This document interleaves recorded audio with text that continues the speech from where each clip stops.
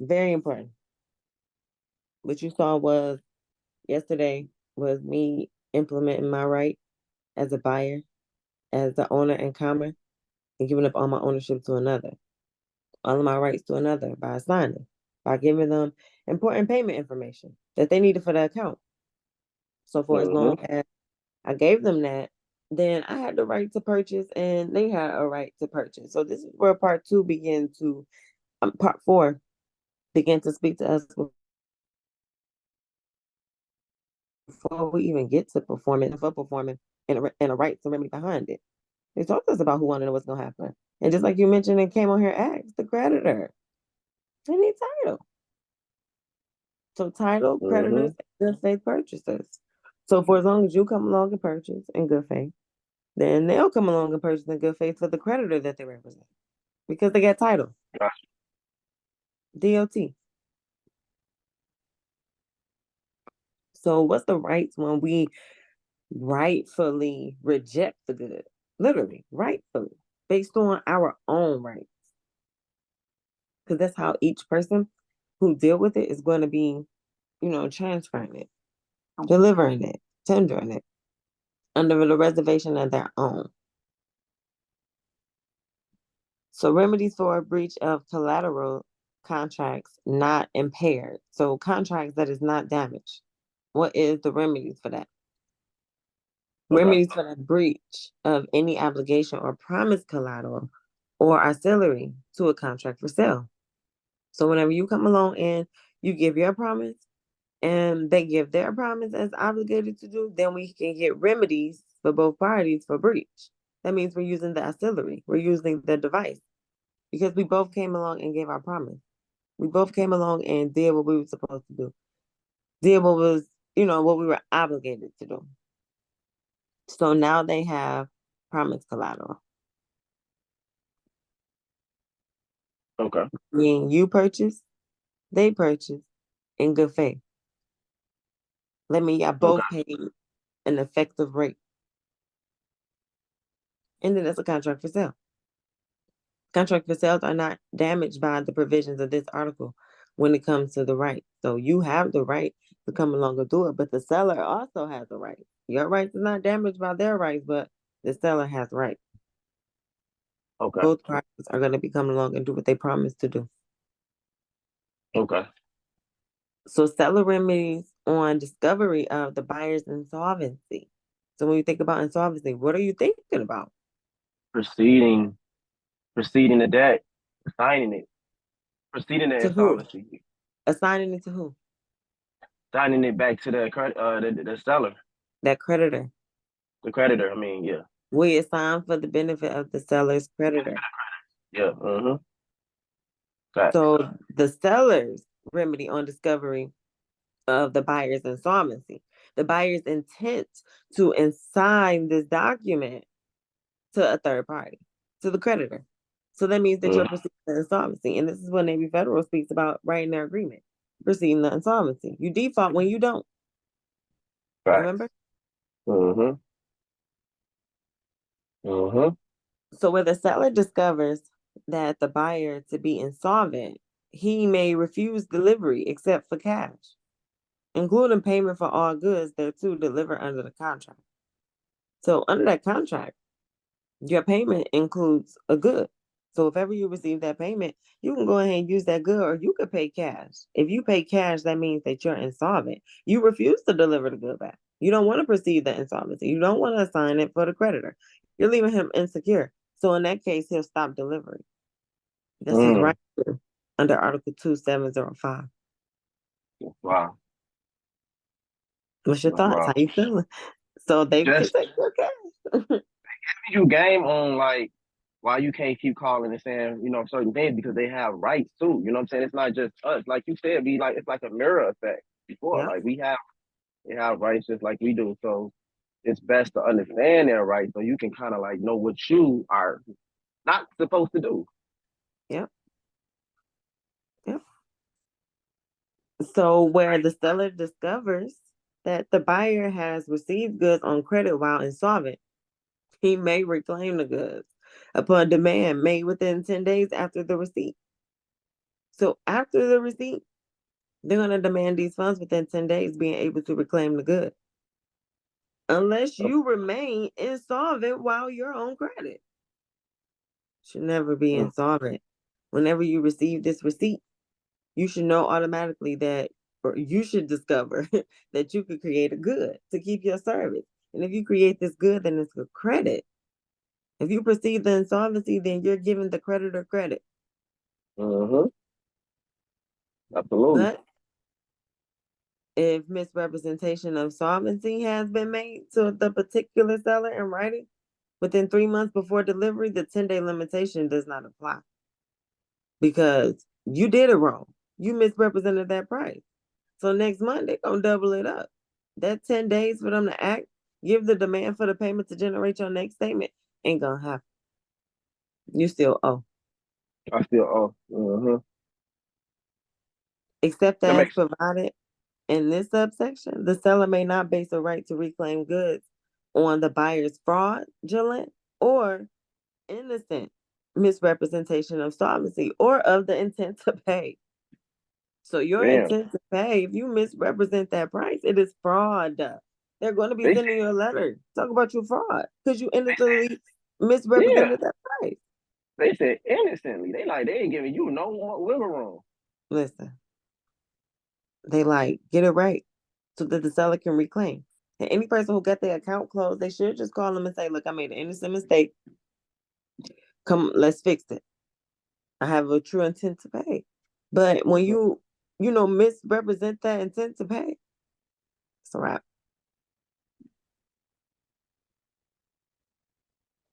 The seller's rights to reclaim under subsection 2 is subject to the rights of the buyer in the ordinary course or of other good faith purchasers under this article in part 4, which is where I showed you before we even got here. So we have these agreements for purchases. That means that we're both going to come along in the ordinary course and have good faith. One in the ordinary course of events, one in the ordinary course of the business in which they engaged in so that they can reclaim the good. Successful reclamation of goods. It excludes all of the remedies with respect to them. I'm discharged. I'm not an authorized user anymore. They are. I'm excluded from any other rights. I give it all up to them. They successfully claimed it. Yeah. No, that's so how you feeling? What's your thoughts? This been happening since 1966. It got amended in 1966, so it's been happening before 1966. It's just basically what we've been, I guess, what we've been covering, since obtain the retain. So you can avoid all of this, you know what I'm saying? All of these, how they describing you as innocent representation, closing your account, you know what I'm saying? Right. Fraud. How you doing, That's why nobody needs to be rushing into this information, trying to just pay their bill, trying to just do something. Because if you do it incorrectly, you are going to be looked at as a fraud. Hey, we commit fraud every. Meanwhile, people point fraud at them. They point it right back at them. Okay. Go. Yeah. Y'all want to play this fraud game? And it's like we are more fraud than them because it's like we breaching. We have no idea what's going on. Nothing. No idea how the laws of what we supposed, you know what I'm saying? Just anything. So it's so funny to me just overstanding this is why I said in my review, because that's how I used to look at it. It was I was just thinking hey, everybody say they commit fraud against us. So that was my mindset until I started seeing, your page. I'm this is crazy. You ain't talking about fraud. You talking about something totally different. Responsibility, accountability, knowledge. Because the seller has rights. Exactly. The seller has rights. That's why I'm at with it now. I love this commerce. Me too. So seller's remedy in general, where the buyer wrongfully rejects or revokes acceptance of goods or fails to make a payment due on or before the delivery or rejects with respect to part or the whole, then with respect to any goods directly affected. And if it is a breach to the whole, then with respect to that, it's also a breach to the whole of any undelivered balance. So now the seller is aggrieved. We making Damn. that seller aggrieved every single month. Every So, single month. But so they're like, okay, cool. You cover it with an FRN. right. Then you got two insecure parties. Yep. Because one is insolvent. One can't do it. One is Exactly. dependent on us to come along and proceed the insolvency. Because they can't. So they're waiting for us to conduct insolvency proceedings. Exactly. And that's where I'm at with this now. I'm like that part right there, knowing that it's like that's why they say you're responsible. You're responsible. Like you said, they Mm-hmm. cannot do this. This is at your disposition. It's a bias. Like you have to Yep. do this. Yep. You're the agent. You know what I'm saying? They say Yep. agent person relationship. Like, yo, like, do y'all know what that means? So we can't be dealing with no goods in part. We always have to show respect and deal with the good and whole. And whole, yup. If not, then the aggrieved seller is affected and they will withhold the delivery of such a good. They'll stop the delivery by the Bailey as hereafter provided in section 2-74. So everything from this point forward up until 2-75, they'll stop the delivery if you wrongfully reject. Damn. They have the right to proceed under the next section with respecting goods that is still unidentified to the contract. So this very next section is going to be talking about goods that still haven't been identified and the rights that they have to proceed without you. Mm-hmm. The aggrieved seller also has or may resell or recover damages as hereafter provided in 2-706. And that's more so what we want to go with it, a right for rejection, where as an aggrieved seller, they pick up the right to recover and resell our good. RESELL. We want them Uh-huh. with Yup. Right. an aggrieved seller. They may recover damages for non-acceptance. This is in section 2-7. So this is something that's coming along in the future. They can get damages as well as an aggrieved seller. And those damages for both parties, whenever we come along and proceed the insolvency, they're able to resell. So that's in a proper case in which we pay the price, not a one where we misrepresent that price. So if we, in a proper case, allow for them to also recover damages along with us, then they can cancel. Yup. That's what you want to occur. This cancellation. So they have Cancel. all of these rights, but not if you don't initiate the transaction. Right. Because that's what we do. We make transactions. They make payments.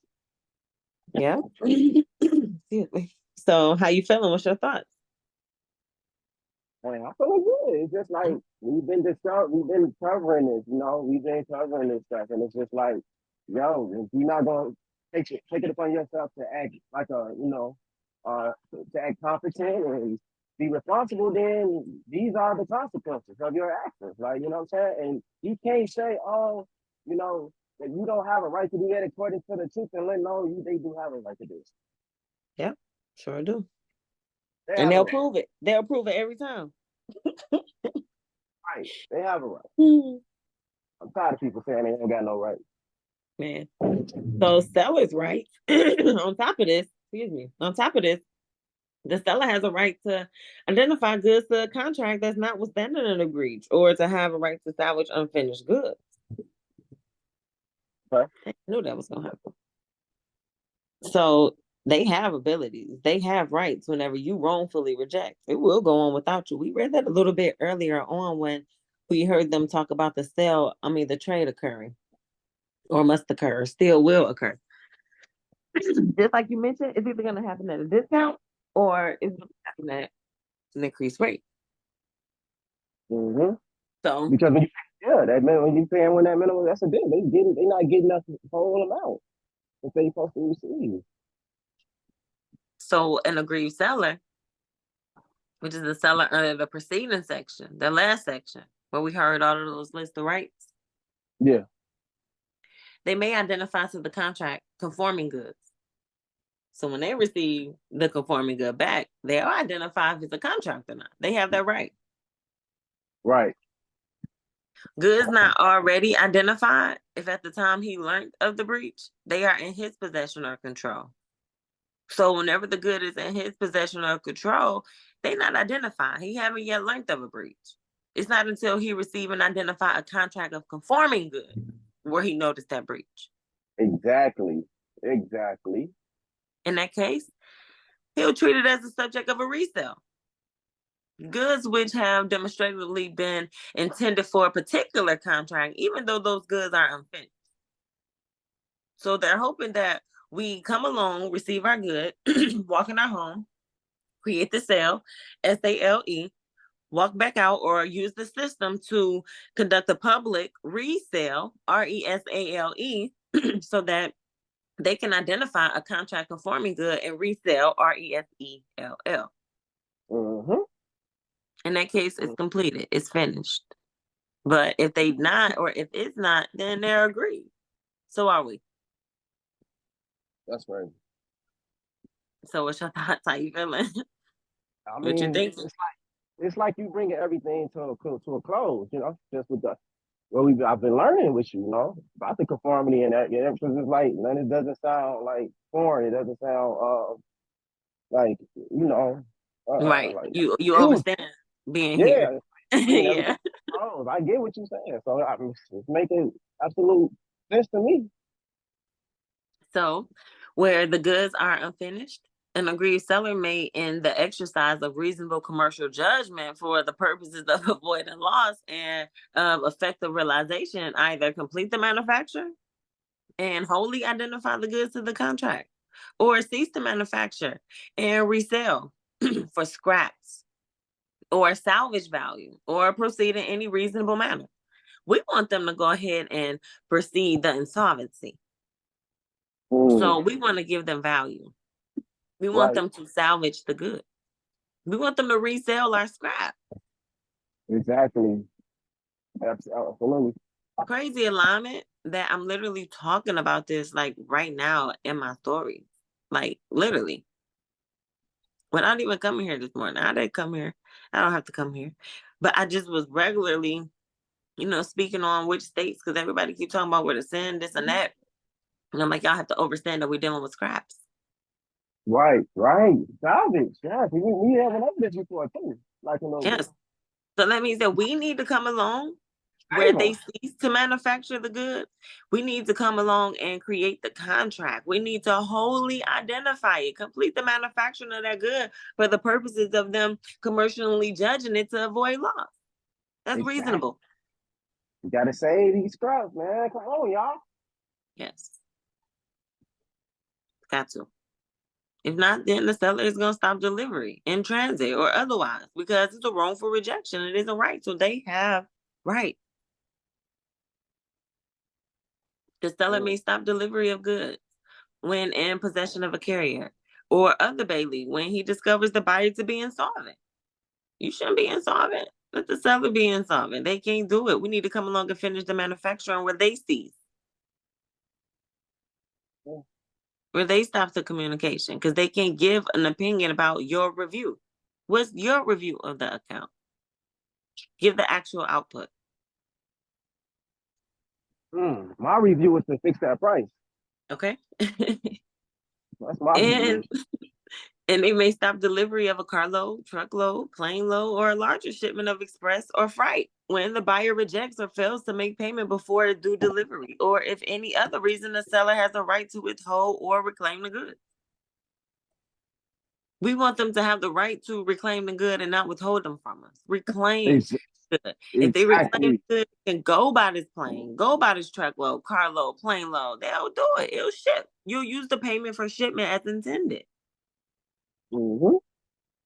So how you feeling about seeing them talk about that? I mean, I swear it's like you bringing everything it's like you bringing it to an end. Like, I understand what you're talking about. It's just like, it's really at the end of the day, it's like, you want them to retain interest. You want to have rights to this good. If you don't, then they can withhold it. They can. And if they withhold it, now you at default.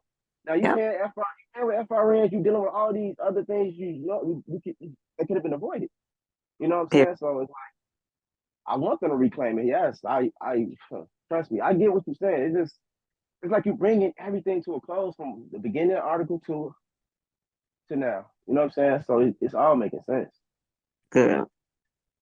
So And that's what as you're again, doing with federal. I swear to God, that's what I literally just showed you. Like it's so funny and loving. It's crazy. Yeah. Definitely distant. So as against such buyer, the seller may stop delivery until receipt of a goods by the buyer. So you need to come along and give them a good. They need to be in receipt of a good for the service. Then it's on the profit. Now they can service you just like you saw in Navy Federal. Mm-hmm. I knew that was gonna happen. I need to keep my hand on the trigger. Look, They be playing with you. I don't know why. look, I told you, listen, it's just me and technology. I don't think nobody had the same problems I do. I think I give off too much energy. No, because it's like these other people be having these little misinformation ass zones, and they stuff be laughing. You know what I'm saying? No problem. They just want to What give they all this got? misinformation out, but no problem. No technology issues. Nothing. Man, that's so funny. It's true as fuck. Oh, But for they real. hope that by you give them a good so that they can service you. They hope that they have an acknowledgement or give an acknowledgement to the buyer by any bailee of the good, except the carrier, that the bailee holds the goods for the buyer. So they're Right. holding it for us. So whenever we receive it, we're getting it for us to use. When we're using it, we're getting it through a bailee, through a bank or financial institution, and they're gonna get it to that carrier who gonna take it by plane load, bus load. They're preparing the receipt for shipment. Yep. So It's in such transit. acknowledgement to the buyer is necessary. It's necessary by a carrier for reshipment or as a warehouseman. So you do not have a warehouse receipt. You have a bill of lading until you come along, use it, give them title, then they will reship a warehouse receipt for the warehouseman. Mm-hmm. I got you. Okay. We have to negotiate. So a negotiation to the buyer of any negotiable document or title covering the goods is enough for them to reship to a warehouseman. They need to have title, and they only have title if we negotiate that.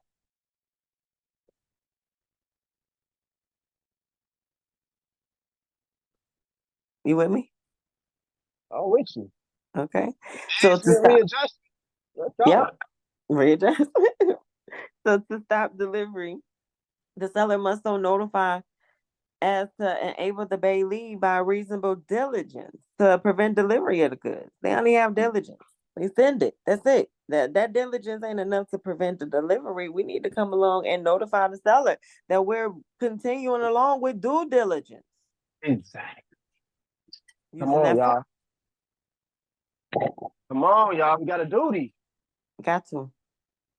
So after such notification, the bailee must hold and deliver the goods according to the direction of the seller. But the seller is liable to the bailee for any ensuing charges or damages. So that means that the seller must commercially judge his goods and make sure that the charges is there so that the damages is evident.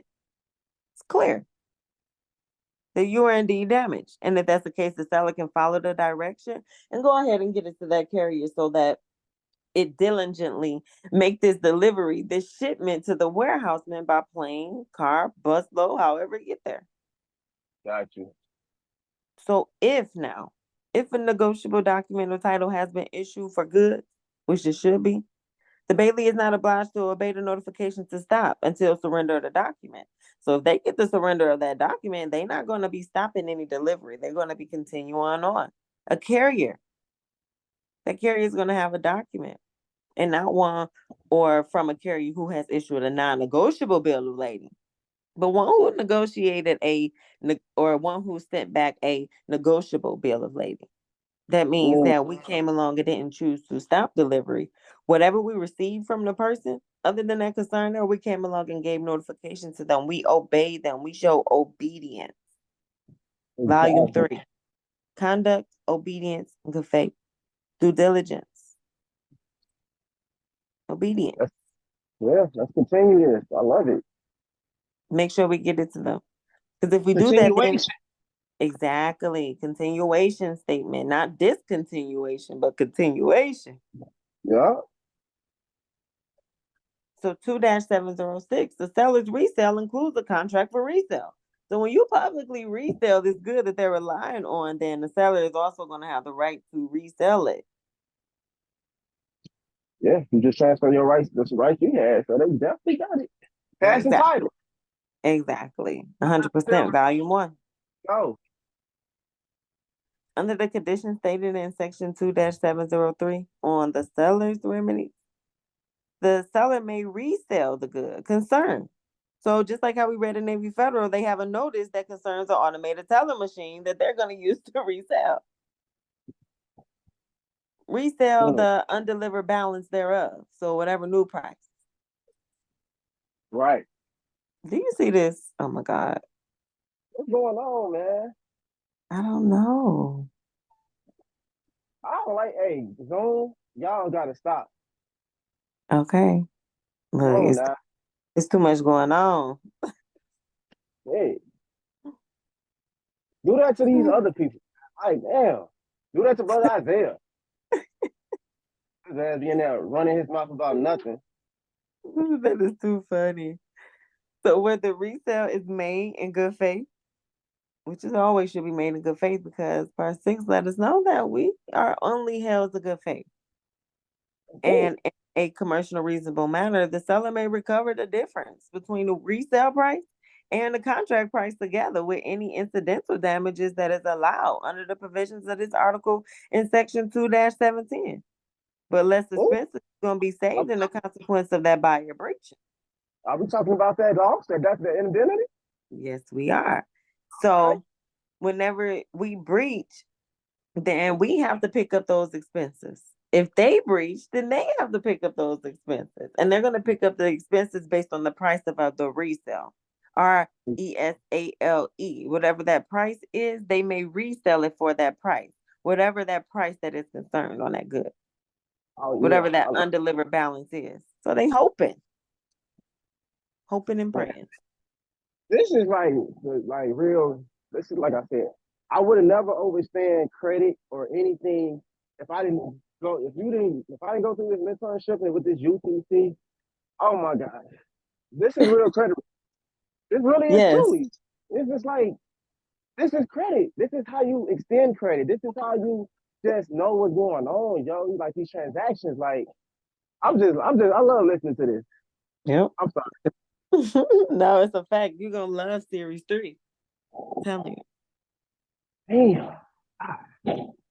So, except as otherwise provided in subsection 3, or unless otherwise agreed, resale may be at a public or a private sale, including the sale by way of one or more contracts to sell. So that means that a contract to sell, SELL, is going to be included in a way that's one that's private.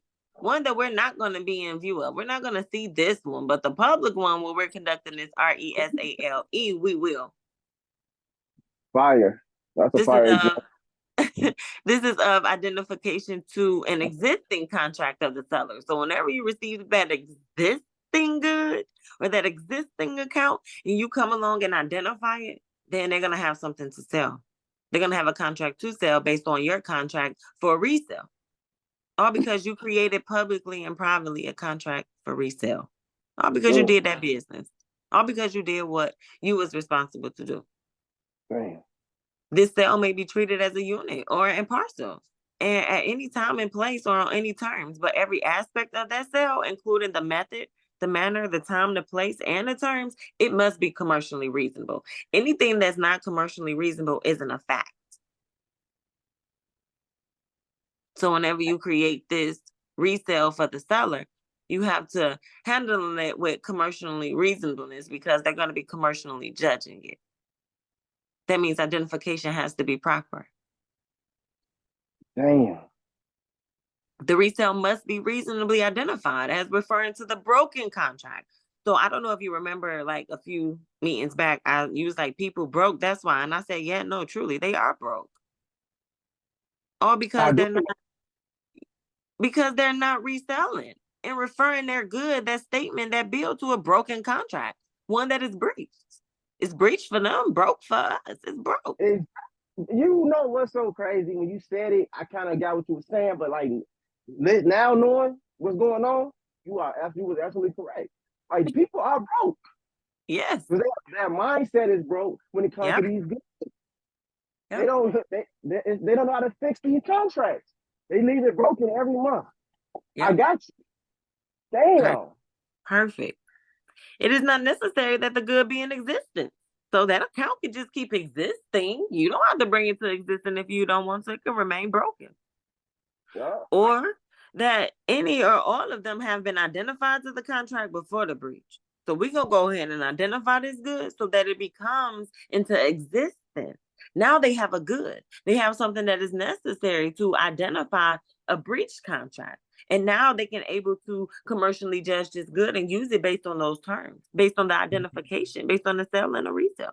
They have to be confident in both prices, both balance.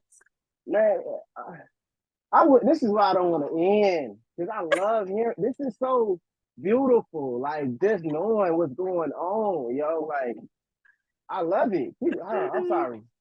You crack me up. I love it too. I really do. Damn.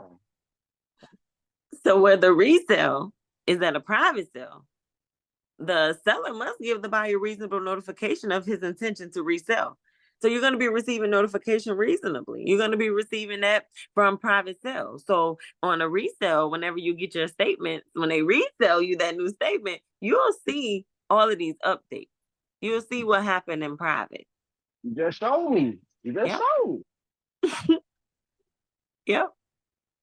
Hey. So where the resale is at a public sale, only identified goods can be sold. Period. If you don't identify, it can't be sold.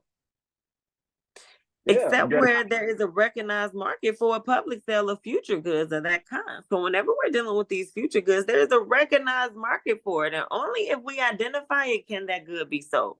And then resale by a public sale, by sending it back to the seller for them to resell privately.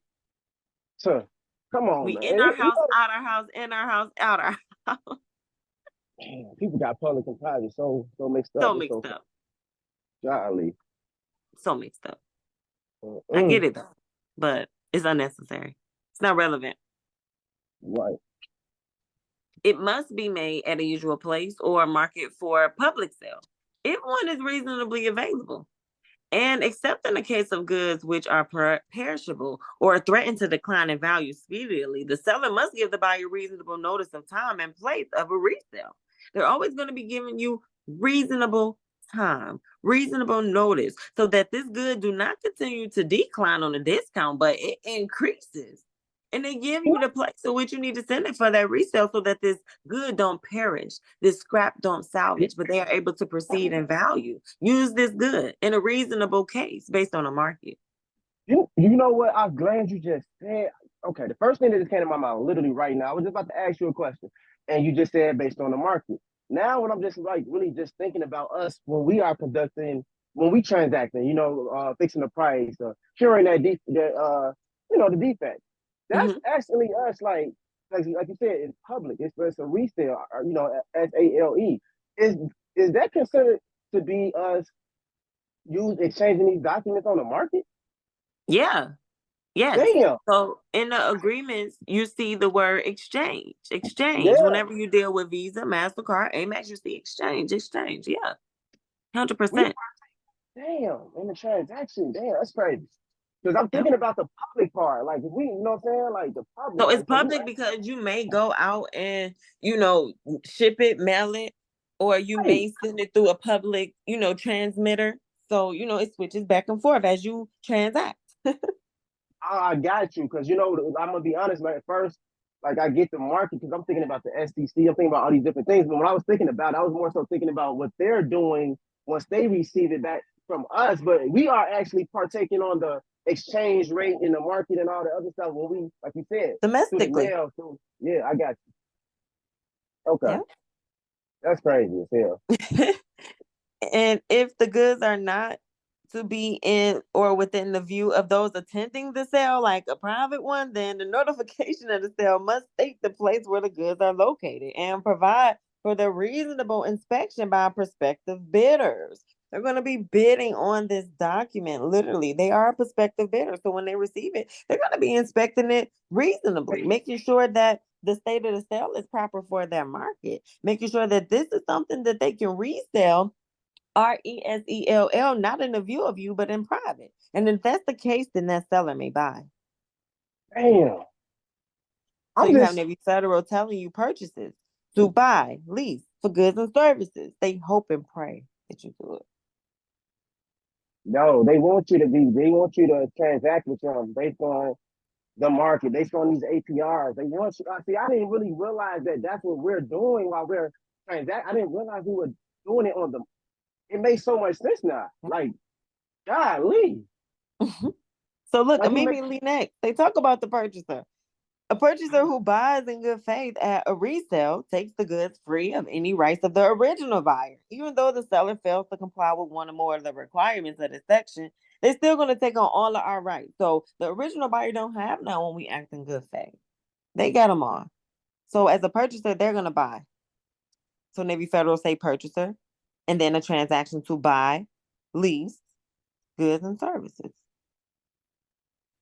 Damn, this is wild, man. Creating this sale, creating this exchange, like you are on the Beautiful. market transacting, like, ah, Yep.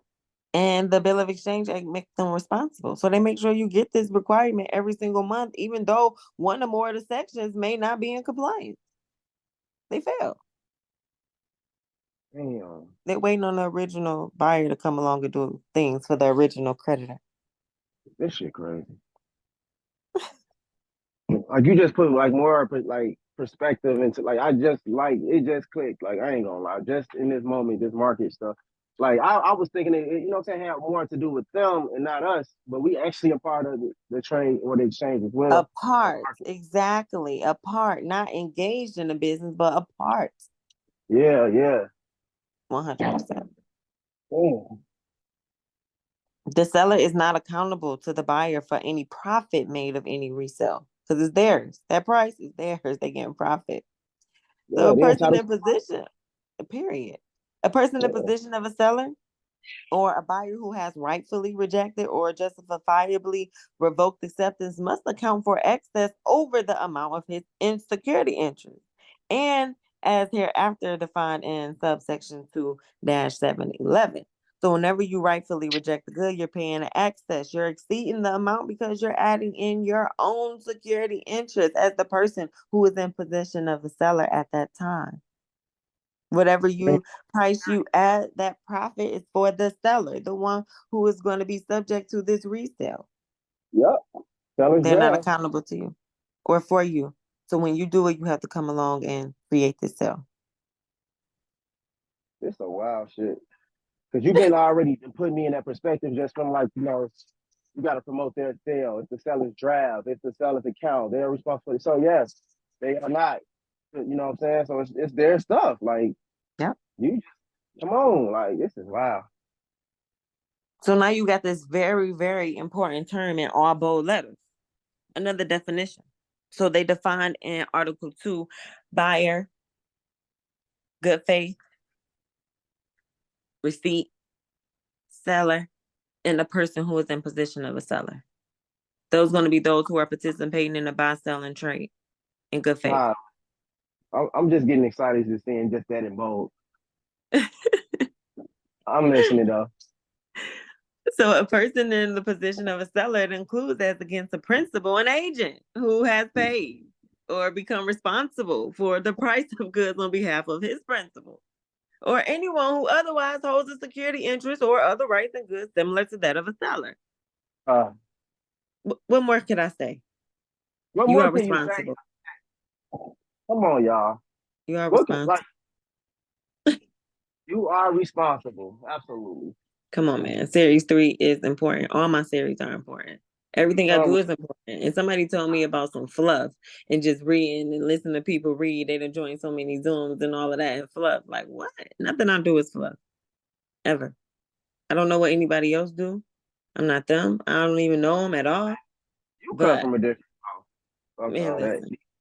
These people ain't on nothing. I'm telling you, like, it's like it's Listen. so funny to me. Like you, oh God, that's why We I be trying to responsible. tap in. You feel me? I'm trying to receive this education. I'm trying to tap in, stay tapped in. Like I know you be telling me just think of stuff. Listen, I'm trying. I do that too. I just want to say, I still want to, like, I love being taught. You know, cause I like to learn. It's like, you point in the right direction. So it's like, cool, now going. That's why I sent you that message about it. I'm like, yo, I mean, I can still keep paying every month. So now I can be learn something else. You know what Look, I'm saying? got You it, feel man. You got it. You me? working. You got it. I You got took volume 3. You know about this principal agent relationship. You know your fiduciary duty. I know. Handle it. You're right. Get out the way. Get out your You the own only way. You a person I person talk who to is in about this position. though. So, You feel me? You the only person I talk to though. It's I like, thought, you feel me? Damn. the Don't nobody person else talk who they not. I listen. I sit on social media and I see what people talk about, and you right. Like I get it. That's all I can say. I get it. about. A person in possession of a seller, they may, as provided in this article, withhold or stop delivery under Section 705, and they can resell and recover incidental damages. We want to make sure that that person in possession of a seller can recover some incidental damages. If not, then the charges and damages is not forthcoming. We're responsible for that price as someone Absolutely. who's representing these Yeah, principal accounts. absolutely. That's why I We are said in my responsible.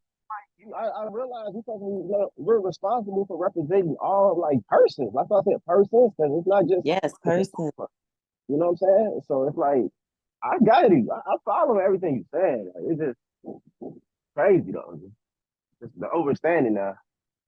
Of Good. So we're gonna make this our last one. course. Go ahead. Selling damages for non-acceptance or repudiation, rejection. Subject to subsection 2 and to the provisions of this article with respects to the proof of the market. So whenever Okay. you come along, you add that price, you're showing respects to the proof of the market price if you want to rightfully reject that good. That's so we just talked about these exchanges. Like, yo, I love it. 100%. No. So the measure, the amount of the damages for non-acceptance or rejection by the buyer is the difference between the market price at that time and the place for tender and the unpaid contract price together with any incidental damages that is provided in this article. But less expenses is going to be saved in consequences of the buyer's breach. So when they see that the buyer's breach, then this incidental damages, along with anything that was unpaid, is going to be needed for tender. Mm-hmm. Your price has to cover it all in order to prove the market price. If not, you breach. Facts. If the measure of damages provided in subsection 1 is inadequate and to put the seller in as a good as Mm-hmm. position or performance would have done, then the measure of damages is the profit. This is including reasonable overhead profit, which the seller Mm-hmm. would have made from a full performance by the buyer. So we want Right. to give them what they would have had. We're going to give them a Absolutely. little overhead. We're going to give them a little profit from some damages. We're going to perform and put them in a good position. Because right now, the seller is at a disposition. Exactly. Because we need to Whenever you show them, got right? We need to show them what it. they would have had before, like, like based on what we see. So this is what you would Based have on had. our review. Based on our review. Mm-hmm. Based on how If you we would have, see that. yeah, if you would have included in the bill that you received, I mean that you Exactly. sent. Mm-hmm. So together with any incidental damages that's provided in this article, section 2-710 gives the due allowance for costs that is reasonably incurred and due credit for payment or proceeds of resale. So trust. Whenever we give them or they receive proceeds from a resale, they receive credits for that payment. Just like how you saw when they be federal, you saw credit payments. I returned that. And Mm-hmm. I returned it and I incurred everything that was already paid. Plus I gave due allowance, money Yep. allowance, medium of exchange allowance. I did that. They saw Yep. that. They took those proceeds from that resale and got overhead. They made profit.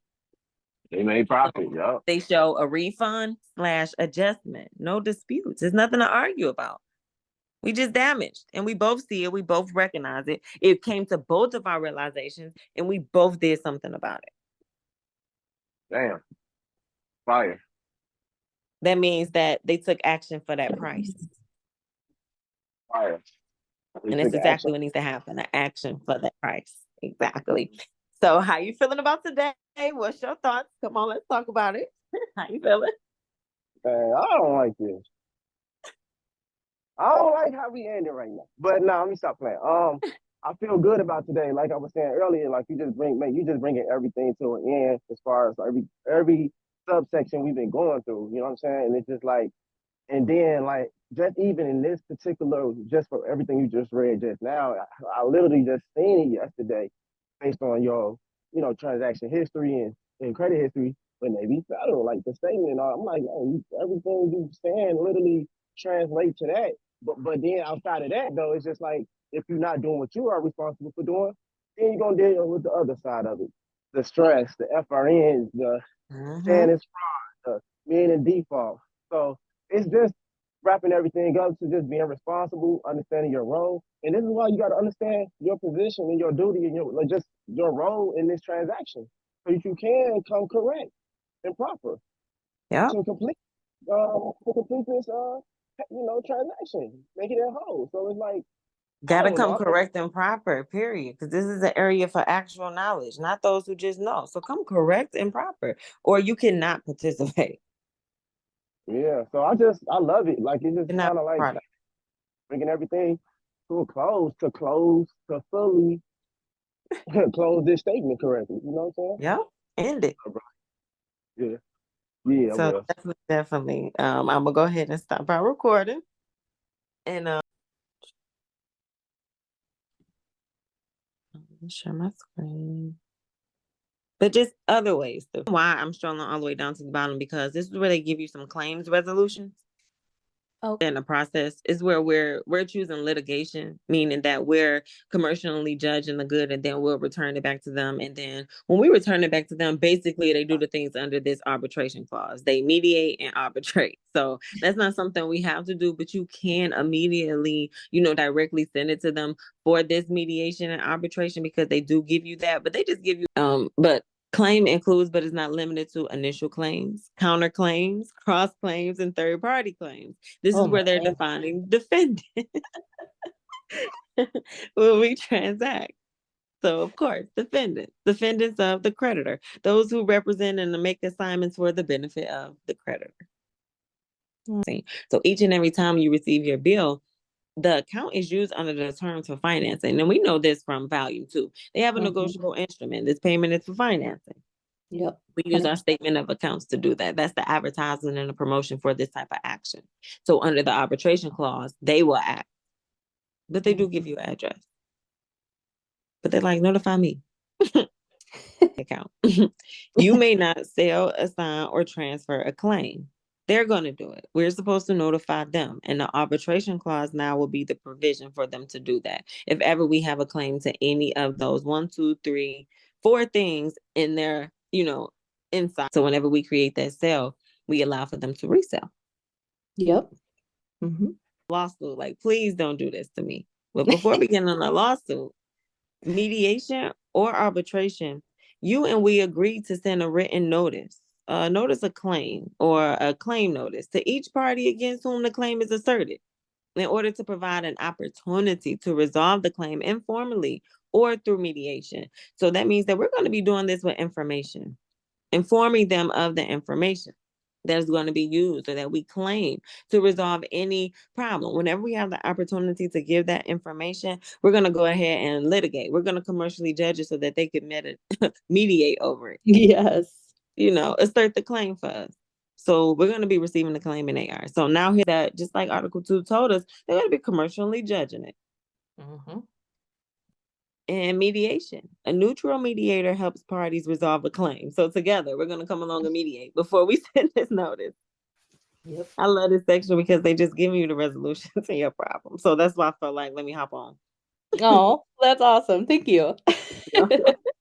The mediator, it does not decide the claim, but it helps the parties reach an agreement. That's what we want to do. We want to reach an agreement. So together, we're going to come along and give that price. We're going to fix it. They're going to send us a document for us to do it, and we're going to give notice back to them.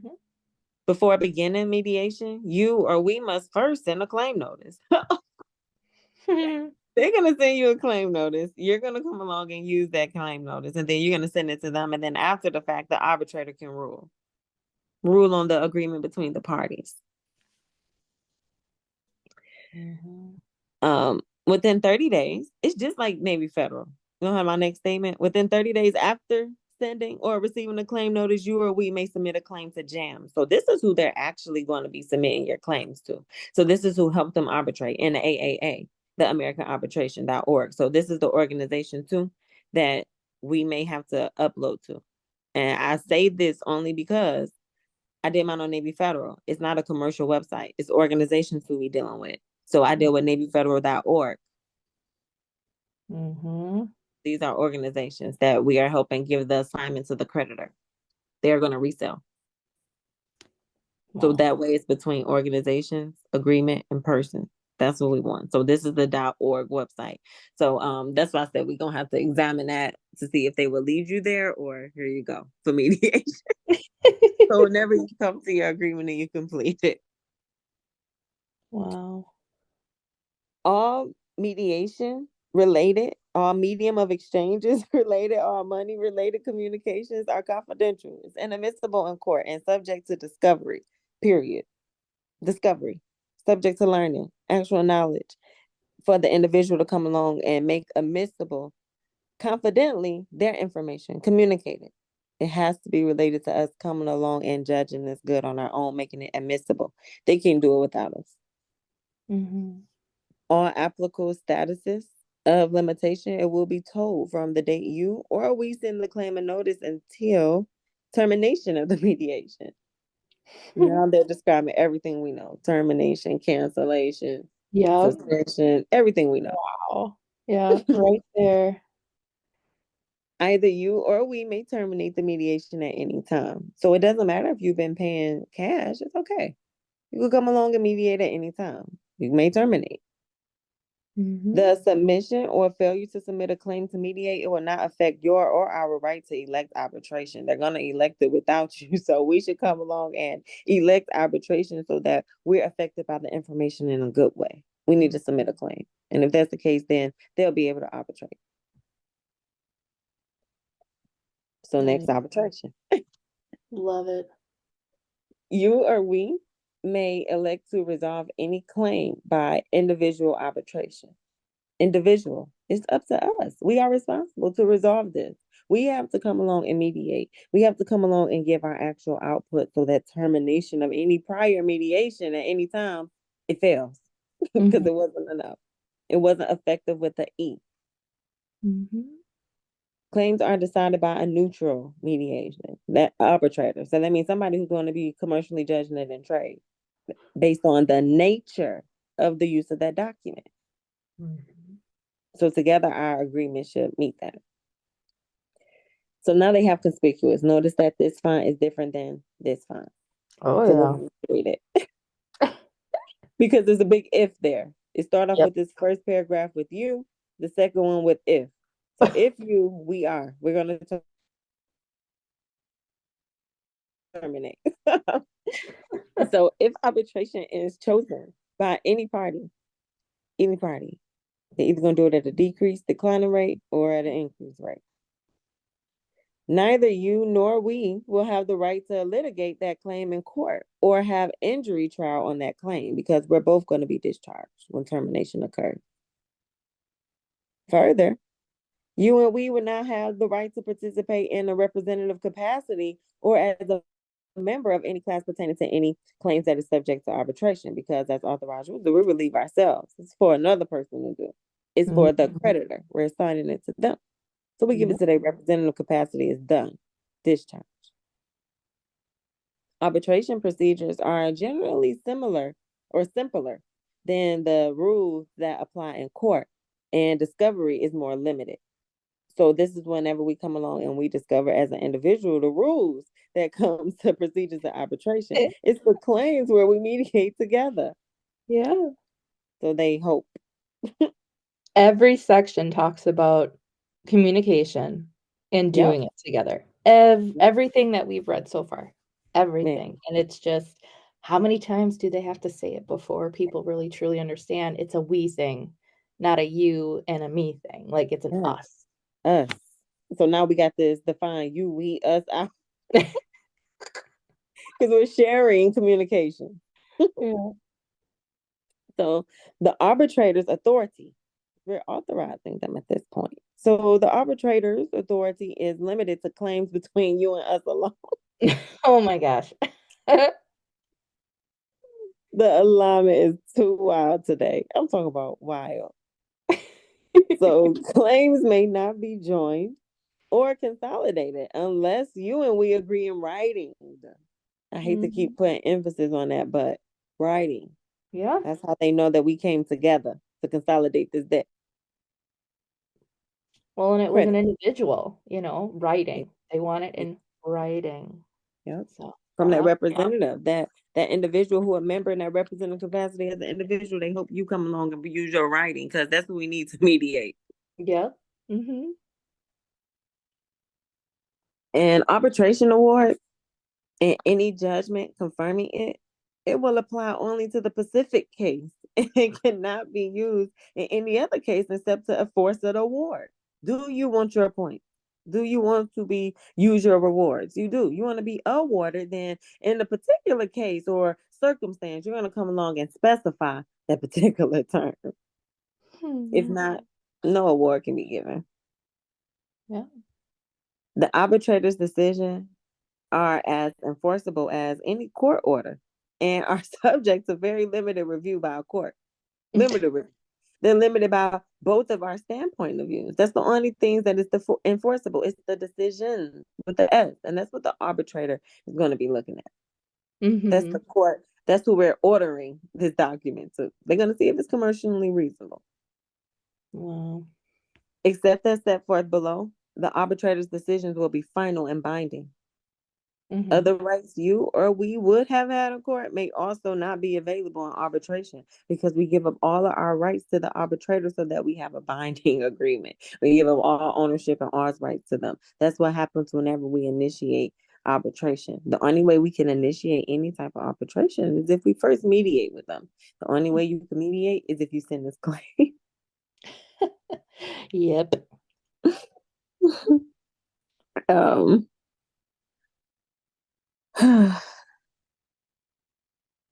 So that was conspicuous. Had to get to it. Needed it. So initiating this arbitration is going to allow for them to send notice in our claims and refer to the jams that they told us about over there in the AAA. Those are the selected parties that they're choosing to use to enforce the good. And choose and discover if could be commercially used by its nature. Claims will be resolved pursuant to the arbitration provision, and the selected organization rules affect when the claim is filed, except where those rules conflict with this agreement. So if it's a problem, then we already know what's up. It ain't gonna make it. Right. Yep. They told us that all in Article 2. If we choose the organization, you may select the other within 30 days after receiving your notice of our selection. So the website that you will want to go to will be jams.org. Okay. I mean, adr.org. Sorry. That's the AAA Association, and then they'll be, reviewing this notice with jams commercially for commercial purposes. That's why they have the .com. Yep. So we're gonna stay away from that and deal with organizations. I did mine through NavyFederal.org. So contact JAMS or AAA to begin an arbitration or for other information. So they'll help you as well with that other information if you need help on disclosing how much they need, what's an effective rate. Wow. So it's good to be processed. That's what you want to.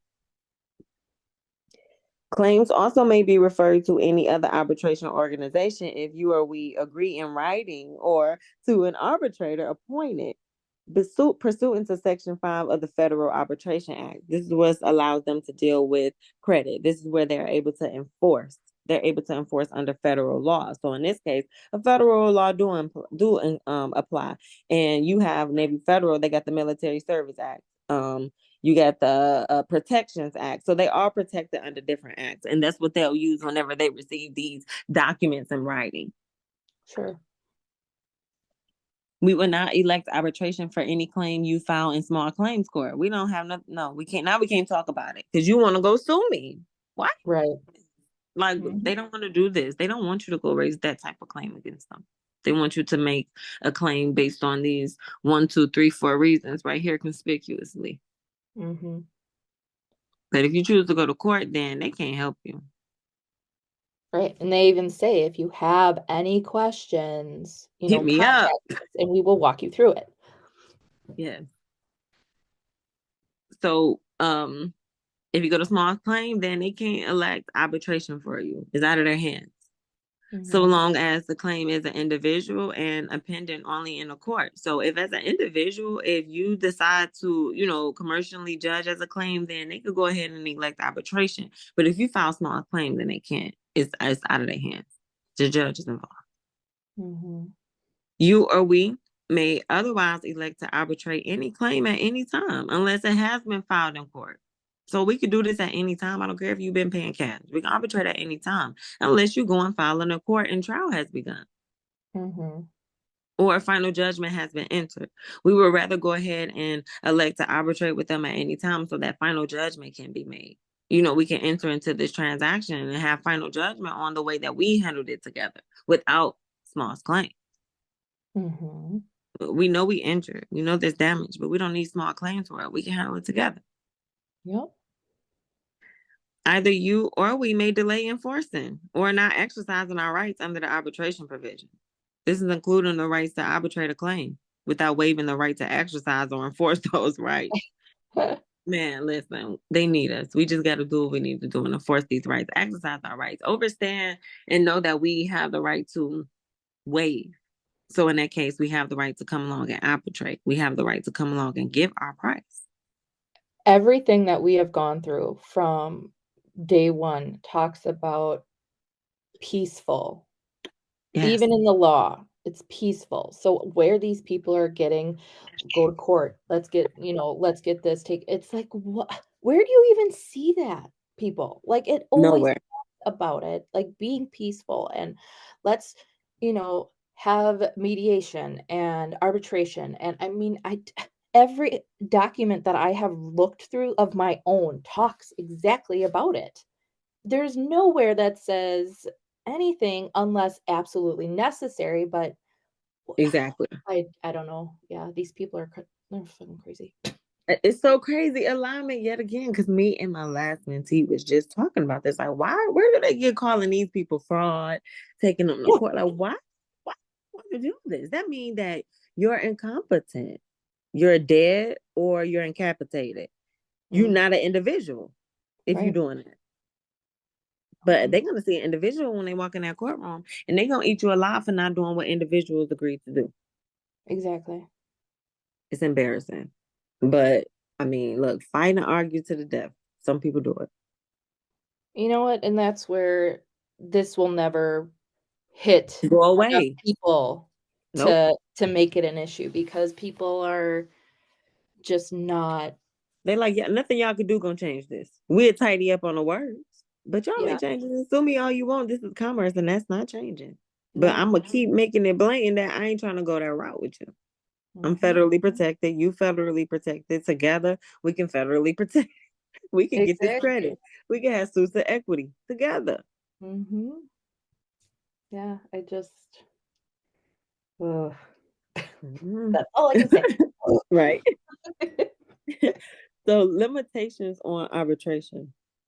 If either party elects to resolve a claim by arbitration, that claim will be arbitrated on an individual basis. And there it is. Man, and there it is. It's like, listen, we are responsible. I don't know how many times I gotta say. I made a whole series around it. We're responsible. People still don't want to listen. It's like they don't want to sit and listen. They don't want to read these words. It's nothing to them. Like, what? Okay. Well, you responsible. If I were to get up and talk about this, I would get so heated. In this part here where it talks about individual arbitration, mediation, it's like, I'd get so heated and I'd be like, meh, meh, meh. And then it wouldn't be a good conversation, because I'm like, people are stupid.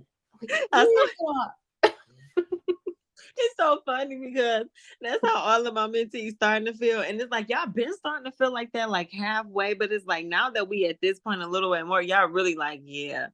Yep. Yeah. Come for Oh me. my God. It just is like, how many times, do you have to get hit with the stupid stick? It just is like, ugh. Man, right? So limitations on arbitration.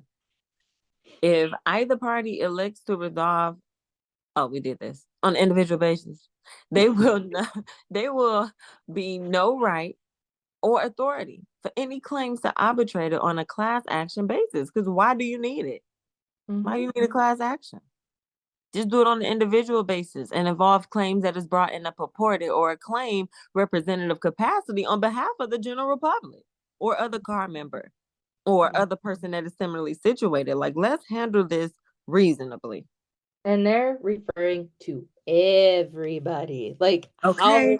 how Do there's you no think it other don't way work? they could say it. Card members or other persons similarly situated. Really? They're talking about everybody. Like, come They're on. like, please don't bring no class action against me. Please just come along and use the purported claim, use the purported good. We didn't see this so many times. Like, literally, be the ones to step into the representative capacity and represent with conduct and obedience. Don't try to overstep those other capacities. We understand you're a representative, but in your capacity. What about these other persons? They in their capacity as a representative. So together as representatives, as a court, we must commercially judge this document. Like, nobody is over the other unless you want to go to court and argue about it. Oh, hell no. It's just crazy. But individuals, on individual basis, we can do what we want.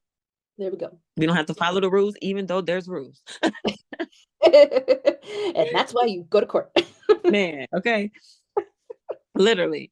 So, notwithstanding any other provision and without waiving the rights of appeal, such decision, if any portion of these limitations on arbitration is deemed invalid or enforceable, do what you want to do. It's on your right to appeal and handle it how you want. But trust, we can deem it valid if you just choose to arbitrate with us. Arbitrate entirety, though. Send the entire balance and we can talk about it. Other than a sentence or this sentence. Or this won't apply. We're going to court. We just want you to end it. Put a period. Literally complete the statement, end the sentence, and we can arbitrate on that and deem that to be the entire amount. Please just end the sentence. Close it. Yes. Let's arbitrate that way, where we both waived our rights to do it and not just go to appellate court. Please. It's stupid. It's a waste of time. It's a waste of anybody's money. Yeah. It's definitely not for the sake of the, for the economy. They're not going there trying to, help that, but run it up. Yep. So dumb. So, arbitration procedures. This arbitration provision is governed by the FAA. So this is what they were speaking about over there before, where they're going to be using that commercial entity to help do things for their business purposes. That's the procedure of the arbitration. That's the only reason why we want to do it, or they want to do it for their business commercial purposes. So we need to come along and do some business with the organization and get it done. The arbitrator will apply applicable substantial law, statutes of limitation, and privileges. They'll work for you. They will allow you to benefit, literally. So we might want to look into some privileges that we get for substantial law so that we can lawfully act and not unlawfully act. The arbitrator will not apply any federal or state rules or civil procedures because we arguing now. I ain't got to apply no federal rules now. We're going to do this in the state rule because you decided to go to small claims. So now it is a silver procedure.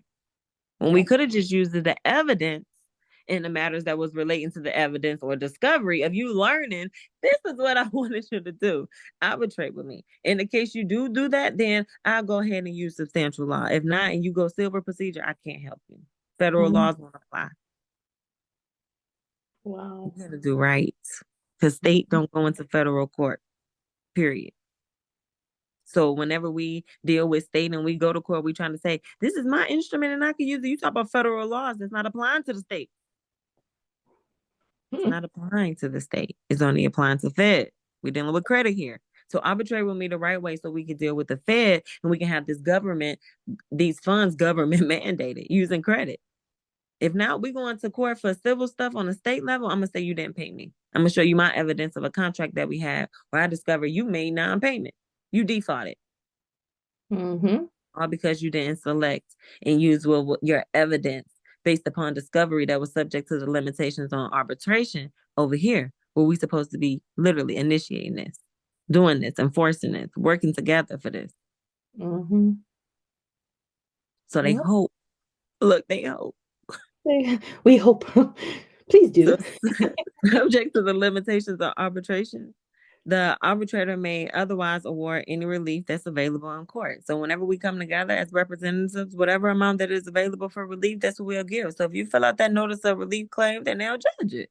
And it's subject to the limitations on arbitrations if you mediate. Send it to them in writing. Mm-hmm. You and we will agree that the arbitration will be confidential. We'll keep it private. We're going to handle our business out of your view. Yeah. You give us confidential information informally. You and we agree that we would not disclose the content of arbitration proceedings or its outcome to anyone. So this is why a lot of people don't tell, because they feel like, oh shit, but we can share. Because we may notify any government authority of claim as permitted or required by law. So they don't want us to stick it between everybody domestically, but also notify them so they can go foreignly. We can create this money in domestic and foreign governments. A lot of people get their remedy and be like, I'm not telling nobody, because they believe that they're going to come after them in the state. And no, they're not. Right. We can share. We can notify. That's what we do domestically. So yes. No tripping. Now, if I'm under oath, then I'm under oath to work for the organization. I'm not going to tell you anything. Mm-hmm. I work for them. So it's different. Mm-hmm. If your claim is $10,000 or less, you may choose whether the arbitration will be conducted solely on the basis of documents through a telephonic hearing or by an in-person hearing. So we're going to do this in person each time. Or you could literally, they're like, pick us up by phone. Mm-hmm. But it's solely on the basis of us, dealing with them or them dealing with the individual. That's the party's request, or that's how we give a request. So at any party's request, the arbitrator will provide a brief written explanation of the award. How much? What is it? Give me those numbers. Tell me. Would you write it in person? Mm-hmm. The arbitrator award, it will be final and binding. It's subject to each party's rights to appeal as stated in this section, and or to challenge or appeal an arbitration award pursuant to a federal rule. That means we came along and we gave the contrary. We questioned it, we challenged it, and we stated a different amount. It's subject to both of our rights, and that's when the federal rules will kick in. Mm-hmm. Now we can be awarded. Or the arbitrator can, and then if that's the case, we discharged. Yes. Termination. Goals. Right. To initiate an appeal, a party must notify the arbitration organization. Oh, Lord. Confirmation. Arbitration organization and all parties in writing within 35 days after the arbitrator's award is issued. So after we come along and we issue them, we're going to be issuing this organization party agreements for both of us. One going to be in writing and one going to be written. We're using a statement. Mm-hmm. And then the arbitrator can get the award from what was issued. Mm-hmm. The arbitration organization from what was issued will appoint a 3 arbitrator panel to decide anew by a majority vote based on the written submission and any aspects of the decision subject to it. Oh, that's way too much. Man. Come on. So whenever we get this written submission, whenever we receive our written consent, we need to come along and put our writing in it, and then we can go ahead and submit that to the organization. Yes, please. Okay. I don't do any of that. Jesus. The appeal otherwise proceed pursuant to the arbitration organization's appellate rules. Judgment upon any award may be entered in on a court having jurisdiction. They'll do it. They're going to handle it. The organization got it. Mm-hmm. At our election, though, if we elect them to, that means that we arbitrated. We had an arbitration hearing. If we did that, then it will take place in a federal court from our residence. So that means that whenever it comes to our residence, whenever this written confirmation comes to our residence, to our home, it is federally judged. That means we're dealing with credit transactions. This is a credit transaction, always, to the equity, in suits and equity. So when they commercially judge it, then the organization, then credit applies always. And the Fair Credit Billing Act is what makes them responsible. Crazy. I know. I'm just sitting here like, oh my God. I'm reading it with you. Yeah. So arbitration fees and costs. You will be responsible. Yep. You are responsible, okay? I'm just like, fuck it. I'm dropping both of my mentees 2 hours today. I'm taking it there. Fuck it. I'm dropping it. I'm dropping it. Because it's just too much alignment. I feel like God talking to me. So yeah, I'm dropping it. You are responsible. We are responsible for paying your share. I said in my story today that people don't want to share. God don't play. That's confirmation for me. I'm posting it. Yep. There you go. I'm posting it.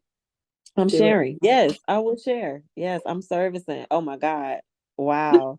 I would do it. You will be responsible for paying your share of any arbitration fees. This is including filing, administrative hearing, or other fees. So we need to come along and make sure what was already administrated, we come along and add our fees to it so that they can hear this out. This needs to be included in that filing, or else, we didn't pay. So we need to make sure we add our fees. It's an arbitration fee, so that arbitration provisions can kick in. But only up to the amount of the filing fees you would have incurred if you had brought a claim in court. So what would have had? What would they would have had? Give them that price they would have had. That means that you need to include the fees that wasn't there. Yeah. You will be responsible, or we now, we will be responsible for any additional arbitration fees. So together, if you give your additional fee, we gonna come along and do what we gotta do and handle that other fee so we can generate your new state, that other written request. So Yes. the other written request, we'll consider in good faith making a temporary advance of your share of any arbitration fee. Period. We both will have good faith. Good faith is imposed on both parties. Each time we get a written request, they're acting in good faith. Each time we return it in writing, we're acting in good faith. For as long as we add those fees that we're responsible for, and in addition, they'll act in good faith and use it further. Share our advance with another person. Literally, share it with someone to process it. An expert. 100%. Someone who's an expert in paying those reasonable fees. They're going to appoint an arbitrator, someone who has actual knowledge for a good cause. Man, amazing. So for a good cause, come along, have good faith, appoint an arbitrator, but you sharing your account and adding fees, be responsible for helping another person and sharing. Just be responsible, I hope, so that we could get awards. Yep. Or awarded from awarding the arbitrator with our additional information informally. Yes, everybody get a piece. Putting them on notice. Yes. So additional arbitration award. If the arbitrator rules in your favor, which they will for an amount that is greater, then any final offer we made before the final hearing and arbitration, the arbitrator's award will include any money, any medium of exchange to which the arbitrator award will include our fee, a greater amount.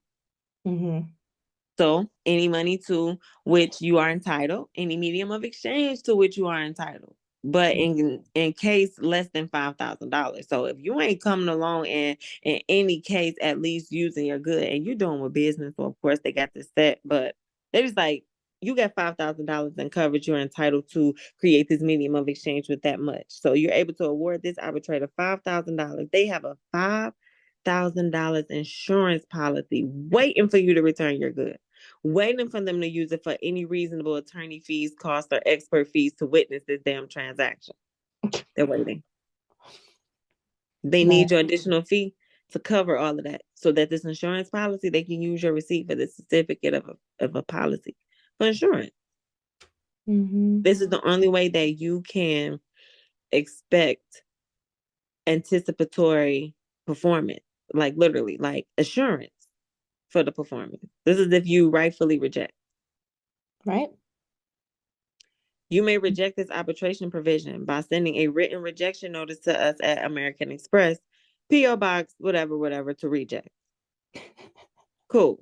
We know that we're going to be rejecting, but the arbitrator is doing that. So we're going to be making sure that we send this to the address that they asked us to send it to, which is still an address for American Express, just New York, so they can go trade this document, so they can judge it commercially reasonable trade. Absolutely.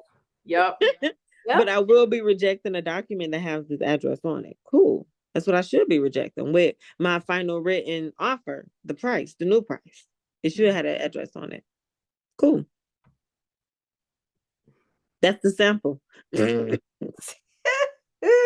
For a sample. I just said sample and model law and enforcement. Oh my You God. did. Okay, God. Yeah. I will send the video out. Oh my God. I will post it. I'm posting it. It's alignment. Wow. Yep. Wow. Okay. Well, I'm doing it. So this sample model, we need to make sure that we don't object to using it, but we literally reject the notice. When we reject it, we're giving them a full model, not just a sample, but a full one. That's how we're going to initiate arbitration, because it's whole. Yeah. Your rejection notice, it must be mailed within 45 days after your first car purchase. So after they purchase it first, we need to come along after they purchase when we get that statement and reject that notice. Reject. Your rejection notice must state that you reject the arbitration provision. And the only way you can do that is if you include, or it includes, your name, address, and account number. How much is the price that you're rejecting? What is your personal signature of that number? Not from the first purchase, your personal signature and writing. What is the number of the account? Address it to me, communicate it to me with your name. That's how we activate the provision clause. So you're going to see that portion for you to do it. Yeah. Personal signature, handwriting. Yeah. No one else may sign. No one else may sign the rejection notice. They can't do it. They're waiving their right to do it. They can't do it. They insolvent. We need to come along and proceed the solvency. Assign it to a third party. They're begging us, like literally. If your rejection notice complies with these requirements, this arbitration provision and any other arbitration provision in the car member agreements for any other currently open American Express account you have will not apply to you, except the corporate card accounts that you use for commercial purposes and any other claims that's subject to pending judgment or arbitration at the time you send your rejection notice. So we need to understand that this one account, or the account that we have that we opening up, it apply for other ones for as long as we use it for commercial reasons. So we're gonna go to that org and do this business. Heck yes. Rejection of this arbitration provision, it will not affect your other rights or responsibilities under this claims resolution section or the agreement. So use the agreement in this claim resolution section whenever you're rejecting, so that the arbitration provisions will not affect your ability to use your card, but affect it in a good way so that you can use other benefits, products, and services that we may have with your account. You have other features.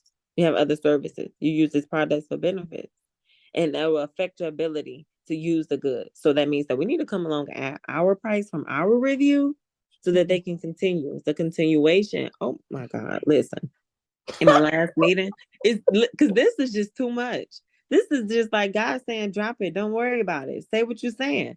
Because listen, in my last meeting, we just was talking about continuation statements and not being discontinued, but continuing on. And here we go. And we didn't look at an agreement. We looking at the law. And here we go in your agreement. Yeah. Yep. Continuation statement. They hope that we do this. They hope that we get final written notice. Yeah. So continuation. This section will survive termination. It's going to survive termination of our account. Thank you. Because the voluntary payment of your account, well, you created an interest by giving a balance. Yeah. That's a legal proceeding to collect the debt. That's negotiation. That's where we proceeded the insolvency. Assigned it, giving another balance. That's termination, cancellation, suspension, discharge. Yep. There they all are. Okay. any Mhm. bankruptcy for discharge of that credit from any sale of your account. Understand that you're selling your account. So that means that you are the buyer of the good. So come on and sell that account, SALE. Do that. Yeah. Because in the case of a sale, its terms would apply to the buyer of your account. So they come along and do what they got to do and buy that account once you come along and create this good. Oh yeah. They definitely want to buy your account, all right. Okay, they like, please, Lord, in case of a sale, bankruptcy, credit kicks in, they proceed this insolvency, we assigning it to a creditor legally by way of negotiation with proper endorsement. Let's get it. There we go. But if it's 100%. not in writing, it's a problem. Whew. So I'm if sweating any over portion here.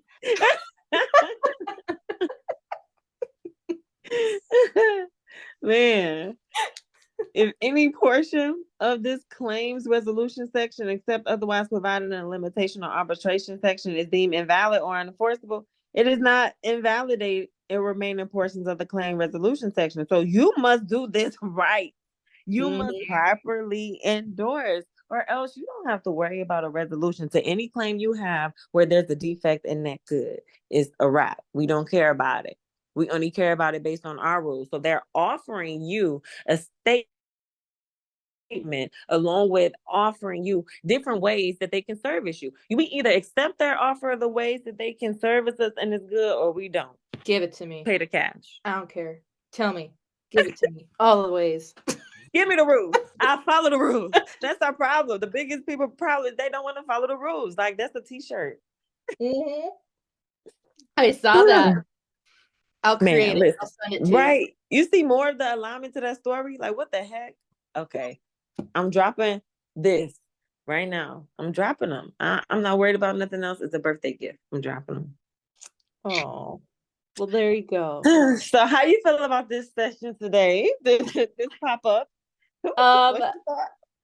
It definite alignment. And I'm gonna tell you, I've been wearing my moonstone and I've been wearing my bracelet, and I'm becoming more in tuned, and this like an alignment for you as well. Like, because I've been wearing my butterfly rings and just free and just there you go. There you like go. really, literally been wearing them both and my earrings, everything. There you go. See, we're flying high. Maybe not as high as we want to be, but we're flying. You know, Freedom. Totally. The alignment is great, and just being able to understand that all they want is peace, peaceful communication, just peaceful, just peaceful repossession. There you go, 100%. So I loved it. I loved it. It was great, and I appreciate you coming and talking to me during your birthday. So no problem. No problem. No problem. Let me stop our recording, and I'm pretty sure do whatever they do, they've already made the purchase. It's already happened. It has already happened. So whenever you refuse or you default on doing that, then they just have to be stuck with using that good at a decreased value. It just perish. It's decreased. It's declined. So that's why it's partial, because it's not they can't get the full value that they would get otherwise. Is that what you're saying? Yeah, 100%. Oh, okay. So that makes sense. So they need us. They need us to help give them this present value. That present value is something that we're going to be giving to a commercial entity or any other type of legal entity. So anytime we come along and we add that price where that open price term is, then that's the present value of what they're dealing with at that time. Now, so if you don't do anything, you just do the normal paying with FRN, it just stays partial, then it's never going to be full or whatever total until you do the proper endorsement or whatever you call it, and the proper, you know what I'm saying? Okay, that makes sense. So present value means the amount as of a date certain of one or more sums that's payable in the future. So whenever you receive your future payable, you're going to see one amount, one sum that was paid to you. You need to come along and give the future amount. What is it going to be? Because whenever you receive it, it's going to be discounted to that date. So that means that when you use it, you're going to be coming along and adding an interest rate to specify the agreement between the parties, both of us. And we have to make sure that that rate isn't manifestly unreasonable. If that rate is manifestly unreasonable, then that means that, just like you mentioned before, you did not properly endorse it. And in that case, then the transaction can't be entered into.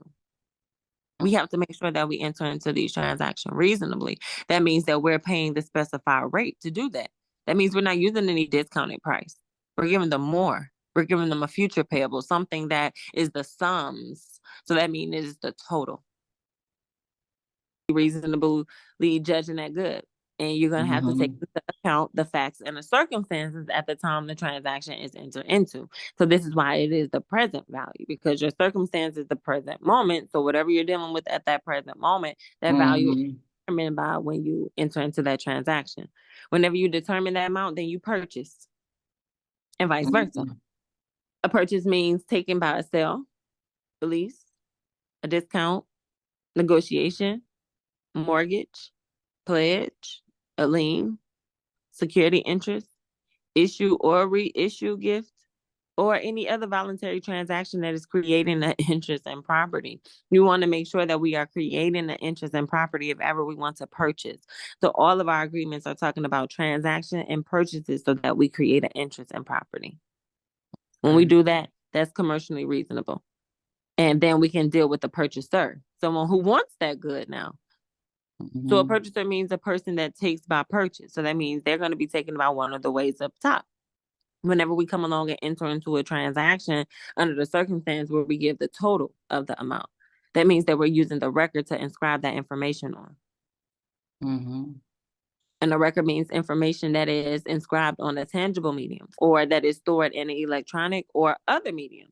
So it could be by mail or electronically, in its retrievable and its perceivable form. Whenever they have that, then you're able to get remedy.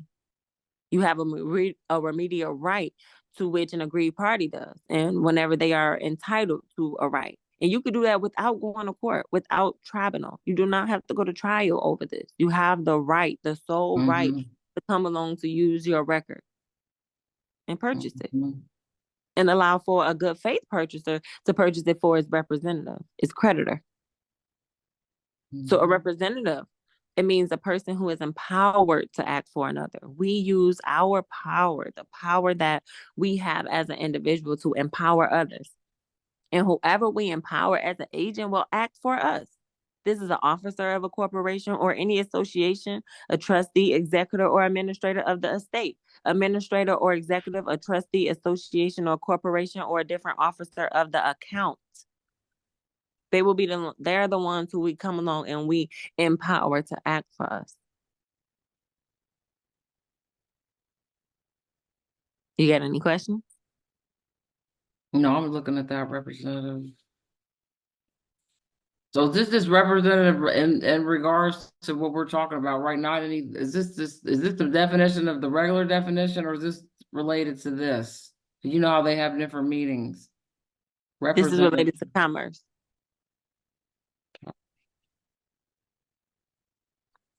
You have the right to empower other persons as a representative for your person. Okay. Whenever you're dealing with your account. Okay. And that right includes your remedy to use the good under a reservation of security, interest, and more. That creates an interest in property. So security interest means that interest in personal property, which is yours, or fixtures, which secures payment or performance of an obligation. So anytime we're dealing with our obligations, we must perform. That's the way that we handle that payment. And that payment will secure future good for as long as we use that personal property for that type of transaction. Okay. Security interest includes any interest of a consignor and a buyer of account. So those who are buying accounts due to this security interest, we're making sure that we use the goods so that they can become this buyer of account due to their reservation of security interest.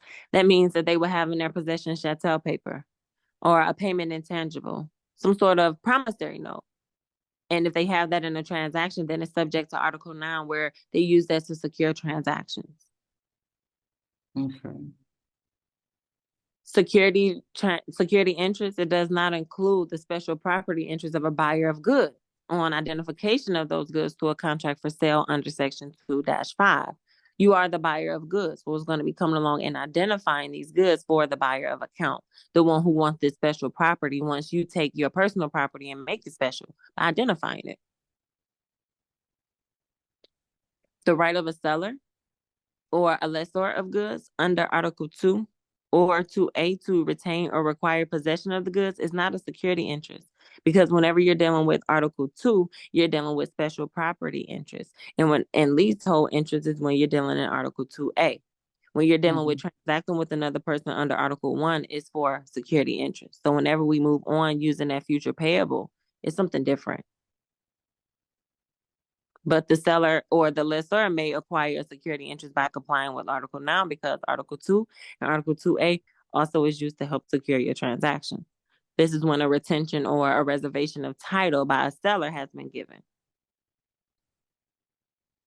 Goods notwithstanding shipment or delivery to the buyer under Section 2401 is limited to the effects of a reservation of security interest. So they are affected by you coming along and becoming the buyer of the good because they have a security interest in it. And in that case, they will be allowed to deliver this good to you and also be able to get this receipt suitable for shipment, all because of the interest that you create in it. Whether a transaction in the form of a lease creates a security interest is determined pursuant to Section 1-203. So this is where in Section 1, which is transaction. If we're going to be creating interest, whether it's security interest or lease, it's up to you. It's up to the individual who has knowledge, who noticed that this is the reason why they're receiving this existing account. If we know that, then we're going to be sending it. Send in connection with a writing, a record, or notice. So whenever we send and we want to determine that we're creating interest in this good, then we have to make sure we include our writing on these records. That's the only thing that they're going to notice, our writing on it. It's going to call for their attention. And that will allow for them to do two different things. Deposit it in the mail or deliver it for transmission by any other usual means of communication, with the postage or a cost of transmission that is provided for properly addressed. So we want it to be properly addressed. So that means in this case, we're going to be using an instrument to do that. And with that instrument, we're going to be communicating the cost. So we're going to be sending along a price with our writing. That's how we're going to be specifying the address. And we're going to do that there on it. We're going to do it on that document. Unless it's otherwise agreed. Maybe you want to communicate by another means, like mail. You may not want to electronically transfer. Or if there is none, to any address that is reasonable under the circumstance. So they're always going to be giving you, within those circumstances, reasonable addresses. And we should always reasonably address them at their price. In writing, using that exact same record and sending it to them, so that they can determine that there's interest in it. Commercially judge it reasonably. Or in any other way, the cause to be received any record or notice within the time it would have arrived if it was properly sent. So if it was properly sent, then you're going to be giving them more, a little bit more, some new interest, something different. You're going to be using the record to do that whenever it is received by you. They want to commercially judge it to make sure that whenever it's received by them, it's addressed reasonably. So that means that you're putting your writing on that record. If you put your writing on that record, then it's signed. It is signed by you personally. That's how it's properly sent, whenever you put your writing. You got any questions? Now they're calling it a record. Yep. So All could be a writing. So is this name of this changing as it gets further on down the line? Now it's a record. It was a good, and it's still all those things. It's gonna keep changing. Okay, I'm just making sure. So now it's turned into a record once. Okay, you send it. It's gonna keep changing. Right keep on up the with record. that too. Make sure you keep up with that. So from bill of lading to record, from record, and we'll see if it changes again before we get out. Because it's changing as you're like giving it the value it needs to have. Yes. Right? Okay, I see now. Yes. Like a puzzle. I see it now. Yes. Yes. And it's so crazy alignment with my other two mentees that I just have meetings with. It's just crazy. It's crazy. What, they said that too? yeah, just everything that we've been talking about, just been further aligning with this and the things that you've been asking and saying. And I'm just like, yeah, it's like here, everybody is starting to see it. And it's just beautiful, beautiful, beautiful Yeah. picture, just to see everybody grow and become and, begin. It's just beautiful. I love to see it from the beginning to the end. I love it. So sign. This includes using any symbol executed or adopted with the present intent to adopt or accept a writing. So whenever you receive your record, it already has been adopted. They show their present intent to adopt and accept the writing. You see things that are written, and you also see that symbol. If we want to come along and execute that record, then we must sign it. That means that we must use our writing, and after that symbol, put our writing there. So now they have a record that has written and writing terms, showing that each person have an intent to, or one person has an attempt to adopt, and the other person has an intent to execute whatever they adopted. If they want payment, we'll execute that payment with our writing. Mm-hmm. When we do that, then the state, it comes in. They're the surety for any term we write. So state. This means the state of the United States, the District of Columbia, Puerto Rico, the United States Virgin Islands, or any territorial or insular possession of that's subject to the jurisdiction of the United States. We're going to be using records, and they'll be adopting these records. They'll become the surety form if ever we guarantee government funds, U.S. funds, and U.S. dollars with that U.S. symbol. Surety includes a guarantor or other secondary obligor. We guarantee these funds as the secondary obligor. The United States is the obligor and the state is the guarantor. We're all working together to make an agreement to complete these terms. So in a session, we're dealing with domestic and foreign monies. We're dealing with government mandated funds, funds that are created domestically within the state and then used insularly in other nations, cross country, foreign. That's how we create money. We create money by things that are authorized and adopted. So whenever we receive that adopted writing from them or that adopted record with a present intent, we need to come along and put our writing on it and give the authorization so that we execute that record. And in that case, we're returning money to them, a medium of exchange, something that they're able to use for credit,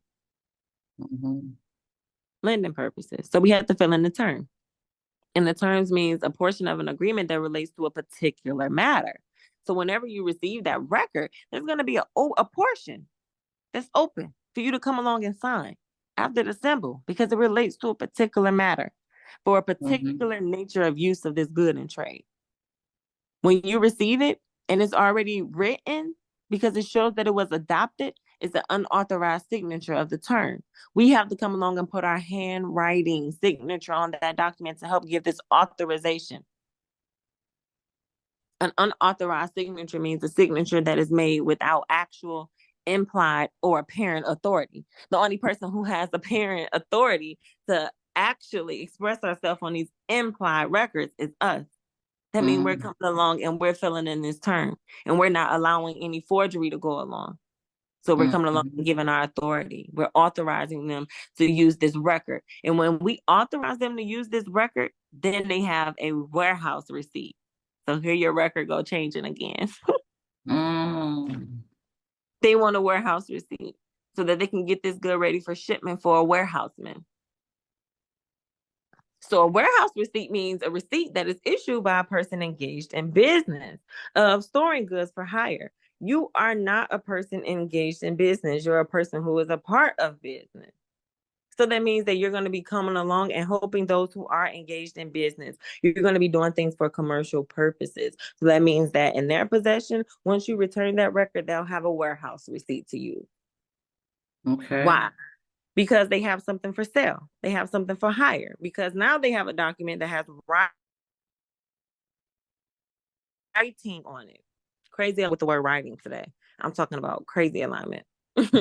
But writing includes printing, typewriting, or any other intentional reduction to a tangible form. Written has a corresponding meaning. They need to be able to look at the document and see both so that they know that there's an individual behind it who's representing their person. And now that person can do business with the organization who's going to be doing things with the creditor and others. They need to see too. So whenever we have that notice, we have to be knowledgeable of all of those definitions that we covered previously so that we can properly transact with another person using our notice, using our fact, and establishing it like they told us to prior to. So that means that subject to F, we are an individual who is knowledgeable of the information, and we are affected of it in a good way. So it becomes a part of our regular duty to communicate that information to another person. Whenever it is brought to our attention, whenever we want to conduct the transaction, we are responsible for doing that. We are responsible. I've been saying we are responsible so much. I'm overly responsible at this point. So we are responsible, and we are. It's on us. And those are the things that they speak to us about when we transact. We give it and we keep giving it. So finish up and wrapping up these definitions. How you feel right now about transactions and all the agreements being around you transacting with them? We make presumptions. We presume using the statement. We don't make any assumptions on how it is we should interpret the meaning of our agreements. We presume we're using the facts, always, the notice. And it's like you can't even really do this properly. You have to know all this stuff. There's just no way you can even be trying to do this without knowing everything that we're going over, right? I mean, must know it. You must. I swear. Oh my God, you like my second or third mentee who said this. Like, look, you gotta know. You must there's know. no other woman because you're going to be filling out improper stuff. Like you're not going to Yes. know what to put. You're not going to even know, like you said, give it value, give it a little bit of value. I mean, you need to know like exactly what value are you supposed to give. Is this different every month? You know, is it going to change?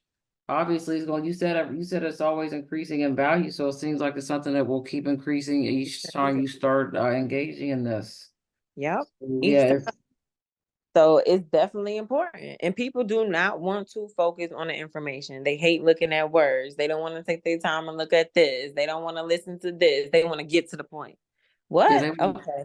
You can get to the point if you want to. Yeah, it's all building up. You're going to get there anyway. Like you said, you got to go through this so you know exactly the proper way to do this. Because if you get to the point, then you mess around and be called a fraud and mess around and have misrepresentation. So that's why I'm posting my last two, so that people can see the law say that. Not just me say that, but the law say that. So maybe they won't roll up talking about listening to words and don't want to read this, don't want to waste their time doing this, all because of their personal goals. I don't have nothing to do with no personal goals. This ain't personal. Do people say that? Yeah, yes. People say all type of stuff because they want to get to it. They want to pay their bills. And it's like, cool, but you don't know how, and you're not going to know how with that type of mindset. You focus on the wrong thing. You need to be focused on the information because that's the only thing that's going to help you. And I don't have time for nobody who's not focused on the information because you can't be helped right now. You're unteachable. Have you told people that before? Yeah, I tell people straight up because it's my energy and my time, and I don't have time for that. I'm moving on to somebody who really want it. Because if they really want it, I could give it to them, but I don't have time to waste. I got a family, kids, and I'm free. And you So can. I want to help You other already. people be You free. said you're free. You don't. Yeah, I'm free in other ways. I'm not about to let nobody waste my time. Like, no, it's just over with. Like, you You here don't for even a have to purpose. do this. You don't have to do this, huh? No, but I enjoy setting people free. I love setting people free. It's just some people, it's just too far gone. And it's like, woof. So just like any other job, you have your days. No, I was looking at your story. So what is it? You're not going to be doing this much longer? What would you say? And you're going to do, how soon are you doing that? I don't know. I'm trying to get to it. Look, that's why I say I get to take my break to rest, restore, think, and move forward. Did you just decide that or something, or you just start getting burnt out with people, or what? Both. Like both. I'm just gonna be honest, both. Then I'm just like, look, I probably can help them better from the inside. Can you though? What do you mean you'll be actually getting these documents like that? Well, I'll be helping them, so I'll just be more engaged with making sure that they are exchanging them properly, can trade them properly. I see what you mean. But if the people don't know, though, the Then ones they that just don't not know, gonna know. I swear that's what it ooh, is, and that's just how the business is and how Dang. how it goes.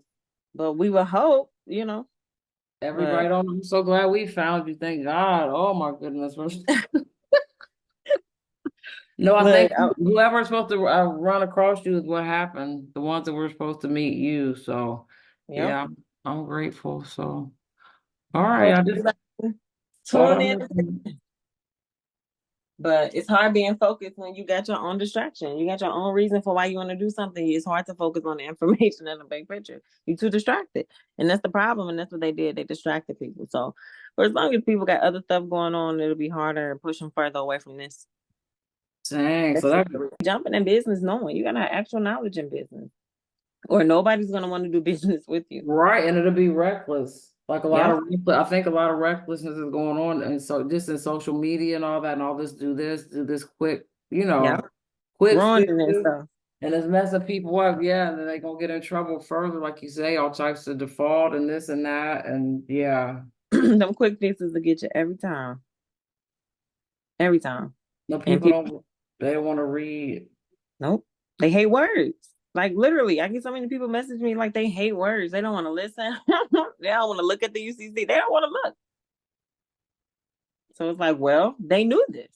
So that's why they get the structure they get set up. And they doing just fine. Yes, they do have so they'll know, right? The ones that actually read and knew, they will be conducting these They do. transactions with. The ones that don't, I mean, they they still gonna tell you. It's just whether you notice and have knowledge about it. That's what it is. They're still going to tell you. That's the crazy thing I about it. mean, they've been They're telling still us for going to put the years. public on notice. They've been telling Exactly. us from like forever, right? But it's like Yeah. not even like I said, people read it and then just put that thing right to the side because it's a lot of words. You know what I'm Yep. saying? It's bold and conspicuous, but you don't even know what you're reading. Yep. Or you don't take the time to, like you say, break it down and try to figure it out. So Too yeah. many other distractions. I'm like, it's crazy, but it's rules to it, and people don't want to take. It's crazy alignment today. People don't want to take the time out to know the rules, even though they clearly have right here interpretation and the rules. Like, you want to transact, you got an agreement to transact. Here's your interpretation and your rule behind it, and people still won't take the time to You look at think some people can't read properly or what? I mean, that might be there's a lot of illiteracy with people. it. Okay, you is 100% right about that. I believe that too. Yeah, like yeah, I believe that too. Yep. I was just wondering, though, because some people have trouble, reading and comprehending things. And that's why the United States said, I'm not going to be responsible for making sure you get it. You got to get it. There's a lot of people, that's part of the problem. They might Right. read the words and can't understand because I'm not illiterate, but I guess So I am. imagine trying to service those people who got a problem and they make it hard for you to service them because of what they think. It's horrible. It's terrible. They let you know in Article 1, notice the knowledge. Your reason to know has nothing to do with actual knowledge. And people always come to me with their reason to know something. No facts behind it. Just reasons to know. I saw this. I saw that. I want to do this. For what? Why do you want to? What's your It's so purpose? much, What's your it's so intent? much, What you it's hoping to a lot find? of People don't even know. it's misinformation. Like you looking at this stuff on this computer, on this thing, and believing these people what they're saying. They sound good. It seems too good to be true. Yeah. That's true. So them people got on your nerve. That's a shame. I hate that, but we know you now, so that's good. I'm glad.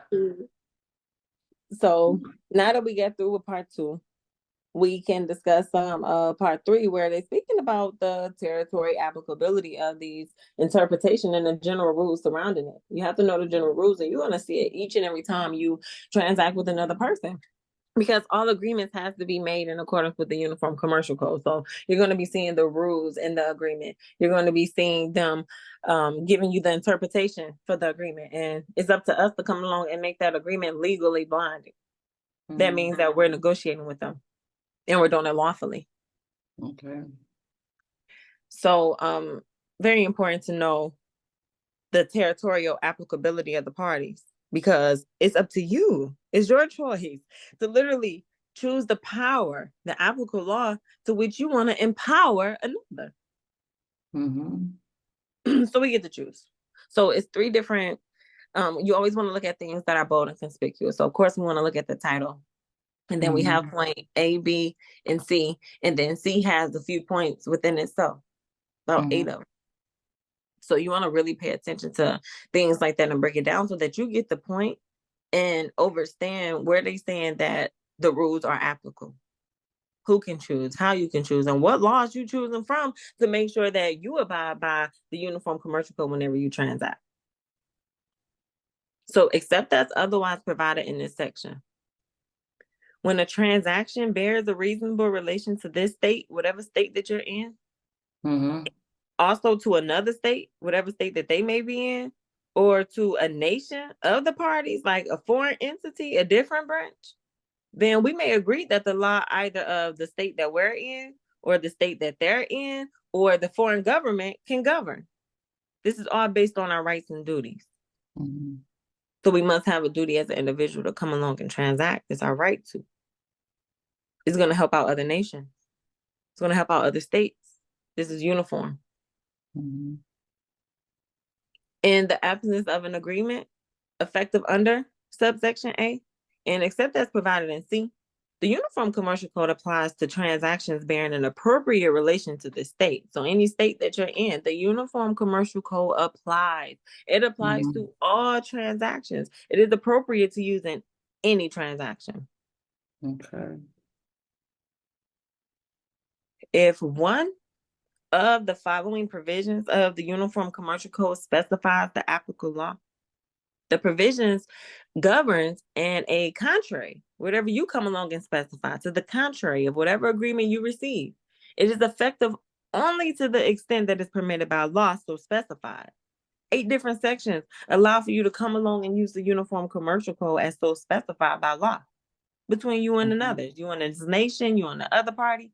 You got Article 2, Article 4, Article 5, Article 6, Article 8, and Article 9.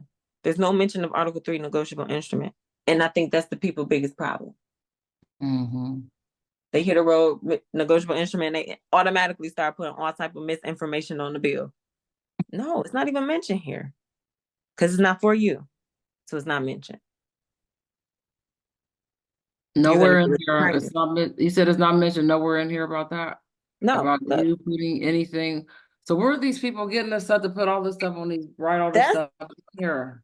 That's exactly what I want to know too, without being rude or sounding like I know too much.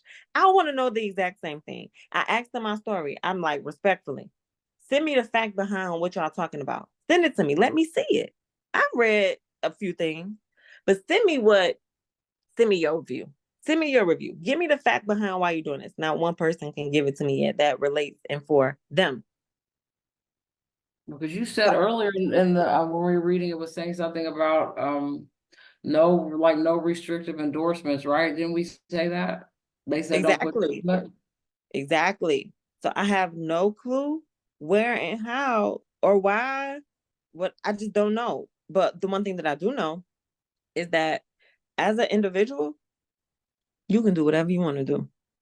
Right. And nobody is going to force you. Nobody's going to stop you. You can do, but it's important to know the rules if you want to enter into commerce. You must, or else you're going to be improperly entered into commerce, and there's penalties for that. It's serious. It's serious business. So once you start writing things on that stuff, it changes the whole exactly dynamic, the whole nature.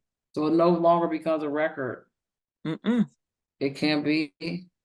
Not unless they can salvage it. Not unless they can fix it. But they're gonna have to judge it to see. And do they want to? Right, exactly. Would I go out my way for you? Because you've already obviously it's too much business. You're not doing stuff really in conforming with this. So I can't even recognize it. Right. I can't recognize it. I don't realize it. So I'm not even gonna pay no attention. I'm gonna ignore it. Or I'll dispute about it. And then I'll, investigate, see what's going on. And if I decide that I'm right, then you're gonna pay. That's how I go. Because you must enter into commerce properly. You can't do what you want to do over here, but you can do what you want to do as an individual. So it's different rules that apply. Because it made sense when you said that thing, they really want you to just fill that one spot because they need to do what they need to do on it, right? They need that room to write what they have to write, or Mm-hmm. whatever you said they have to do their own writing or stamping. They don't need nobody else doing none of that. Yeah. They don't need it. They already gave you what was written. Why are you coming along and matching it? You supposed to put, like they mentioned, the contrary, the opposite. Not the same. Now you altering a document. There's no alterations, just modifications, supplements. So the contrary will be what the contrary to what they will be doing with it. Right. They put written, we put writing. The contrary. Mm-hmm. To show two different people in agreement together. Mm-hmm. So once they see, they know they already put the $sign on there. Once they see the numbers, they know that you was the one that did that. Pretty much. Exactly. 100%. They know that there's an individual behind it. And for the individual purpose, the United States will cover your public debt dollar for dollar. Government mandated. Use the funds. Well, people don't know that either. That's the thing about people don't even know what, I don't even know what the government will do for you. I think they're just hearing things that haven't really, I've seen learned. a few people posting it, and I think they see it and they reading it, but they don't understand it. Just like how they're endorsing what the EN. They see it, but they don't understand it. They notice it, they're not knowledgeable of it. They just know of it. Mm-hmm. And they definitely mention that, like you say, knowledgeable, knowing and knowledgeable, or whatever you said. Yeah, it's two different things. Yeah, that's the problem. And And it people takes just getting time. caught in the crossfires because people want to know. That's why I don't deal with people who want to know. I deal with people who want the knowledge. Because I mean, the person who wants the knowledge gonna sit down and get the knowledge. They're teachable. They can learn. Mm-hmm. And they battling with themselves, and I can see it clearly. Like a person who battling with themselves and a person who not. And I don't know. If they not doing it, I can't do it. They probably talking more than you too, huh? Just talking.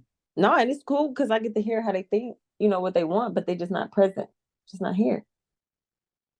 It means a lot to be present, or you're gonna miss the present value. So you see the difference in the people, I guess, right? Just Yeah, talking to 100%. people. Mm-hmm. Mm-hmm. Variation by agreement. That means that these agreements, just like you mentioned earlier, they're going to be different. So, Mm-hmm. except as otherwise provided in subsection B or elsewhere in the Uniform Commercial Code, the effective provisions of the Uniform Commercial Code, it may be varied by agreement. So there's going to be a lot of different agreements that's going to be using the provisions of the Uniform Commercial Code and a lot of different effects, along with other articles and subsections of the Uniform Commercial Code. They're creating, just like we should be. So all agreements are different. Similar because they are under the provisions of the Uniform Commercial Code, but different. Mm-hmm. But the obligation of good faith, diligence, reasonableness, and care prescribed by the Uniform Commercial Code, it may not be disclaimed by any agreement. So no agreement, no matter how effectively it was created according to the Uniform Commercial Code, it can't disclaim good faith, diligence, reasonableness, and any of our obligations to it. Create a way, but take ordinary care whenever you're creating and dealing with these goods, these documents, these agreements. Do it reasonably, do it with diligence, and due diligence and good faith. And you're good to go. So it's gonna come in a lot of different ways. If you find anything opposite of that, then you got a problem. If you don't find anything of the opposite, you don't have a problem. You just don't know. I haven't read an agreement that was not according to the Uniform Commercial Code yet. So that's why I never take people straight there. You don't know what you're about to go look at. Mm-hmm. You Right. got to understand what you're about to come and look at first. And then we can get to some overstanding, more overstanding. Because this is between the parties, both, not just one, both. So the parties, by agreement, may determine the standards by which the performance of those obligations is to be measured, the amount of that performance. Both parties are going to determine that standard if those standards are not manifestly unreasonable. So if you come along and predict that future good at the wrong amount, the wrong measure, then nothing is happening. It's not a determination. It's not a binding agreement. It's unreasonable. Because the Uniform Commercial Code requires an action to be taken with a reasonable and within a reasonable time. and a time is not being manifestly unreasonable. Anytime it is manifestly unreasonable, it can be fixed by the agreement. So you are to come along and take an action and fix whatever is manifestly unreasonable for their future good. You have to measure that amount. You have to perform. That's what you're obligated to do. Fix that credit. Take the action on the price. Okay. Crazy alignment. So when you just really, when you do the regular like paying, that's unreasonable, right? You said that before, right? It was unreasonable. Yeah, for me, for sure. Because I've read the UCC backwards and forth. I have found nothing about an FRN up in here. It's not mentioned ever. They never talk about it because it's not for commerce. Domestic, for the state, yeah, cool. But not for commerce, not for everybody, not for domestic and foreign. It's just not here. It's not in this world. It's not comparable. It's like never knowing about this. It's like never knowing about the US dollar. People make that seem like such a bad thing when there's people who don't know about the US dollar. Just like we don't know about other people's dollars. It's something that they created. We don't have to be involved in it. So nuts.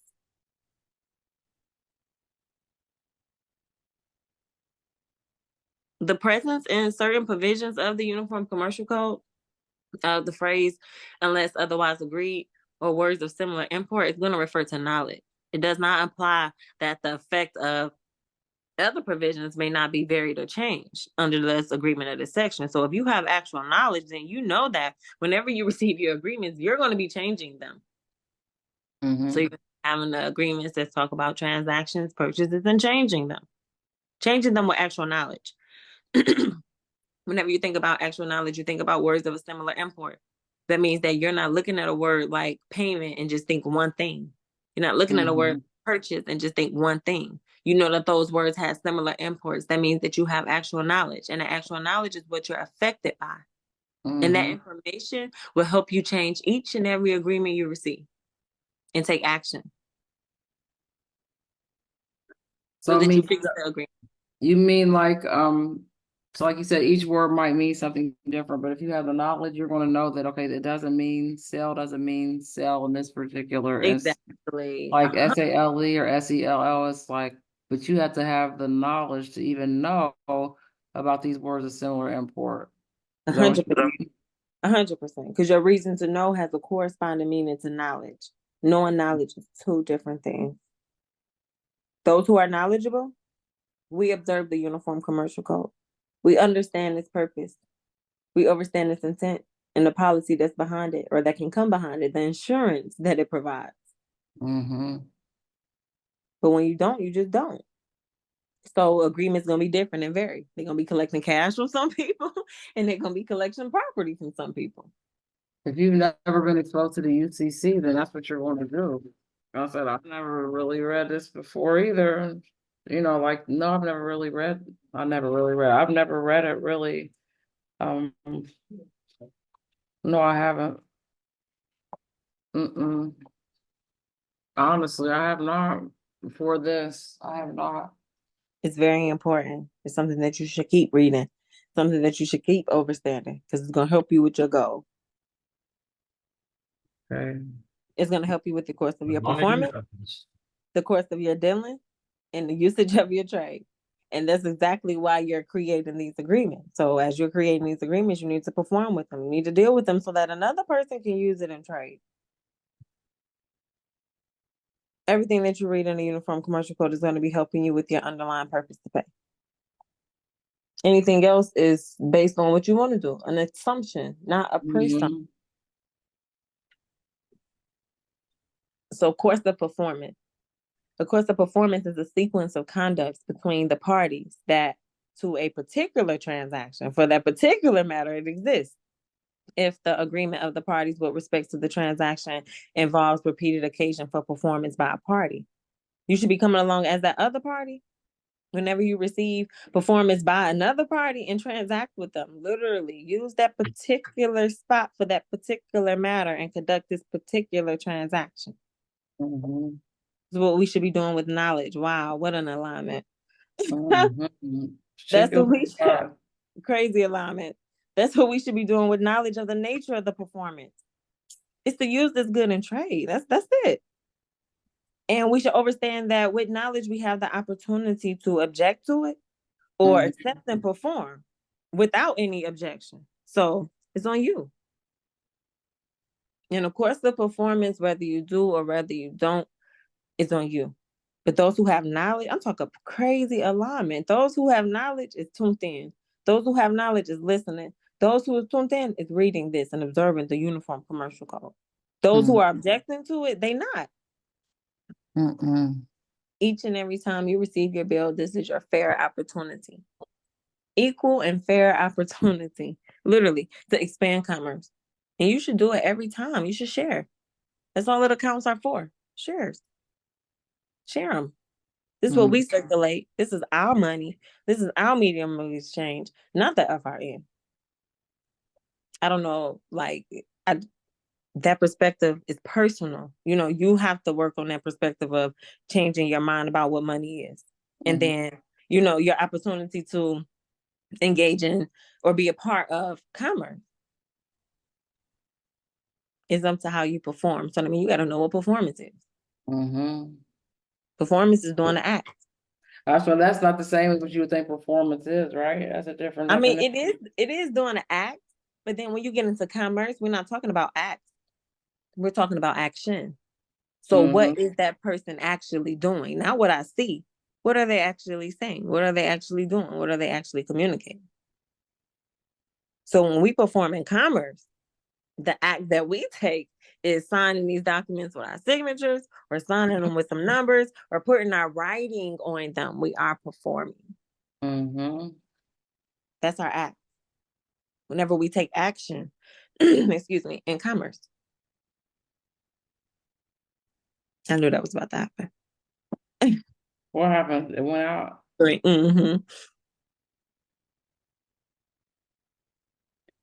Yeah. So this is a part of the when you get this far into or this at this point where people start realizing things, where their eyes get open more.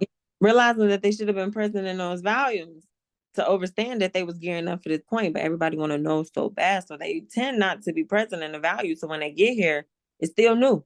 They familiar, but it ain't a good present familiar because they got to go back. Everybody always got to go back. Like, damn. And then they get caught up here, and I'm already gone here. But that's why I record everything. So whenever people get it on their time, then they'll get it on their time. But at least I gave it to them. So people don't always get it, or they're not knowledgeable enough. I don't know. All my mentees get it. Like, I don't know, you know, how far, you know, well, really I do, because sometimes they tell me. So it really just truly depends. Some of my 4 months stop literally at 4 months. They don't carry on. My 6 months, they have no choice but to get it. We discharge together. But it just depends on the person, literally. It's the person. What they doing? Was they present? Are they present? Was they focused or distracted? It always comes out in the end result. Always. You can tell, huh? So a course of dealing now. If ever you perform, now you're in a course of dealing, or at least a part of it. A course of dealing is a sequence of conduct concerning previous transactions between the parties to a particular transaction that is fairly to be regarded as establishing a common basis for understanding, for interpreting their expressions and other conduct. People don't understand their conduct. They literally just understand it. They don't understand it. They don't understand that their conduct when it comes to expressing themselves is nothing more than the interpretation of establishing that fact. That's how you express yourself. Express yourself in this term that's left open for you to put your writing there to do it. That's your conduct. Be obedient and have that. I know we didn't cover volume 3, but volume 3 is all about obedience, conduct, your fiduciary duty. 100%. You need it. You must, because that's how you express yourself. You don't express yourself saying everything they made public record. Like, no, that's not how you transact. Not for a particular transaction. One that's concerning a transaction on which you want to have the conduct of using your good with knowledge. Like, not in trade. It's not how you express yourself. Your words mean nothing there. Right. Just those numbers, Period. That seems kind of cut and dry, right? It is. That's why I'm just like, I don't know how many times I can say it without after a while coming off as rude to people because I'm gonna have to use what they words. And they like actual knowledge, basic understanding. They is saying this stuff. They said that people got basic understanding. So if I say it, it's gonna come off rude, but they just said it. I said that. So it's just like, okay, I'm just gonna get the facts, and the facts is hard. Like that's the truth. So the truth is hard. And the truth is, a whole bunch of bullshit been going on for a lot of years with our upbringing, you know, our teaching, and for some people, it's hard to get over. For some people, they can't get over it and swallow it. So they start these Cardi groups, or I don't even want to call them cults, but you got more sovereigns, people who separating from this and don't want to work with and do business because they, you know, they mad, they pissed off, and cool. But there is a system, there's a process where we can unify and work together, regardless of what you personally believe. Believe what you personally believe, but when you engage in business, especially with others, it's not about what you believe. It's about business and what's happening, and people cannot see that. So this smoke and mirror, this double mirror of what you can do, I can do, people can't see it, even though it's right there. They either notice it and just know about it, but they don't notice it and knowledgeable of it. So it fucks up commerce, and they never enter into trade, which is a practice, it's a method for people who observe the Uniform Commercial Code. Because this is how we dealing with our good, period. Our bill come, this is how I'm dealing with it. It's no other, what else am I doing? You ask me not to send cash, you ask me not to do nothing. I got a whole agreement for a transaction and purchase. What else would I possibly performing and doing when you ain't asked me to give you my FRN? What else am I doing? Right, because they tell you don't. But what did you just say about you just said something about they don't participate in trade. What did you mean? Did you just say that? Yeah, because we don't participate, we don't help them, we don't cooperate with them, so we never deal with it. That's the only thing I could think about doing. That's why FRNs don't come here, because of my conduct. It's different. I base my conduct not on objections, but without them, I perform. Other people not performing. They are performing. They just doing whatever act they want to do.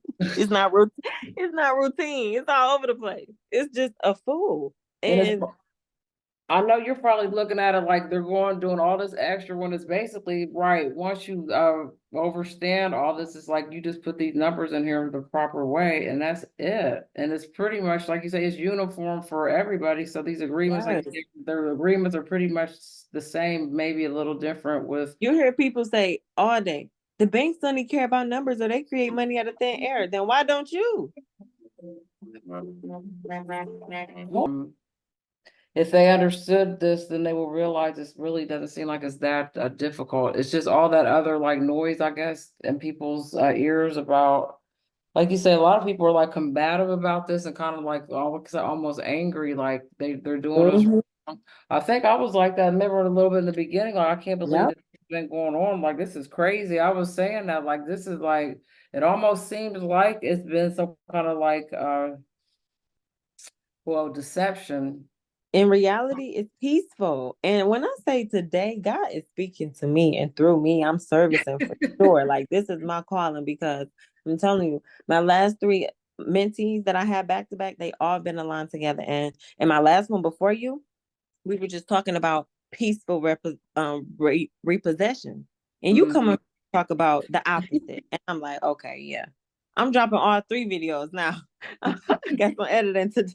I mean, it just seems like it seems like that's the only way this information is coming, and people is like, they've done us wrong, get back what they owe you. Our ancestors are begging that we see the peaceful way. They're begging that we see the peaceful way. We know a bunch of bullshit been happening and done. Don't continue the slave trade. They begging that we just handle it peacefully. So just be smart. Where you seeing them say handle it peacefully by reading this is where you'll get all that peaceful stuff in here?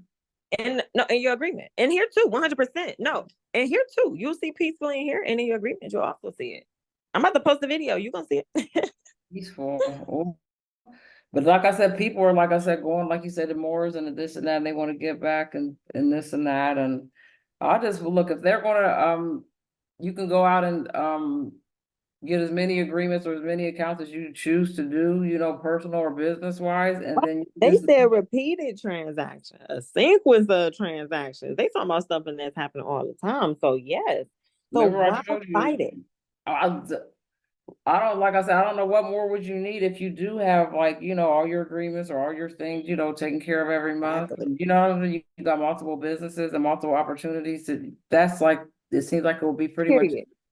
everything you would Our, need. our objective should be to conduct ourselves by questioning of law. Literally. Lawfully conduct ourselves. That should be our objective whenever we transact with another person. They don't want to do any unlawful acts. Only Right. things that are done with conduct lawfully. Right. Have everything organized, like you say, organize and have your paperwork in order and do it Maintain in a and timely manner. Yeah, I got my. performance or of course of a dealing between the parties, between both of us. It's really usage Mhm. of trade and the vocation or trade in which they are engaged. So they're engaged in, or will be engaged, or our person will be engaged in an agreement for trade. That's the business that they're engaged in. So that information we should be aware of because it is relevant in Mhm. ascertaining the meaning of the parties' agreement. Not out of that other stuff. No. Mhm. Your Mhm. engagement of using that good in trade is the only thing that is relevant, and you must do that with facts. If you're proving that with anything else than that fact, then you are not relevant. Mm. And they will let you know too, huh? Yes, they will. I swear to God. And they seem so harsh to the people, but look, it's what it is. By ignoring you, or like you say, having you pay for it or whatever, Yeah, pay for it or pay it forward. You or don't have to what other ramifications if you don't do this right. Okay, be so you said pay for it or pay it forward. here. So that means you could, you should give particular meaning to that specific term that we know is there for a specific matter and a specific Mhm. transaction. We should do that so that we determine the meaning of our agreement with whoever we entered into so that they can engage in trade further.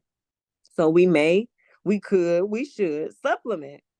Mhm. We should supplement or qualify the terms of the agreement by giving our authorization. So you'll see a lot of qualifying agreement, qualifying and supplement. You'll see these words because they hope that you do that. Whenever you see that term left open for you to come along and put your writing there so that you help conduct a particular transaction for a particular matter, which is one that is used in trade. They What need word that. what did you say? Qualify or supplement? Yes, it's right here. Not bold or conspicuous though, right? But it's there. No, it's in the text, right? You have to read. What's conspicuous is that agreement that you need to supply and qualify. That's what should be conspicuous. Just what needs to be the agreement, because that's what you're making sure you supplement and qualify for the usage of trade. If you don't, you default. Now you Dang. breach. But Now look at, you okay, got so you saying that means, so you say supplement or qualify means to come along and do something with agreement, right? perform. So it's like, I don't even know, just reading that though, without you saying that, I don't even know if I would have known what that meant. Oh, I follow really? you. That's the purpose of mentorship, Oh, so who would that you have be known that? present Because in the that's the, moment. remember I was saying, like, I don't see where they specifically say, you know, come in and write this. You What? said Here go the sup- word Pacific right here. supplement. And they gonna Oh, keep going. They gonna keep going. They just have to yeah. let you first know and bring to your attention this specific term, or you gonna miss it, just like you just did. It's right here. If you don't specifically fill in that term, if you don't specifically supplement that term where you see nothing, you don't qualify to be in commerce. May give a particular meaning to a specific term of the agreement. They did just say it, and you notice what they said. May, just in case May. somebody don't see it. That mean you not. That mean you coulda, you shoulda, but you didn't notice that particular term that was left open Mhm. for you to specify. You had difficulty, and that you're gonna see. They continue to say it. That's what I'm telling you to read on. Continue. A usage of trade applicable in place in which part of the performance of the agreement is to occur, it may be so utilized as to that part of the performance. So if you don't utilize that particular part, they just told you. you don't qualify. If you don't fill in that specific term, you don't qualify. Mm. You don't put your writing right there, you don't qualify. You did not utilize that good based on your specific performance. They did just say it. You got to perform. You got to be present. You have to look at each and every word. You have to look at things that are bold and conspicuous. You have to be present to see the value in anything. Some people struggle with that. I bet. Just looking at that, yeah, I'm about to go back and read that again. That's why you got to record it, and I love giving them. Like, watch it as many times as you need to, because it ain't gonna change. Don't worry about this changing. This is what it is. Ain't no coming back. You got it. You got it.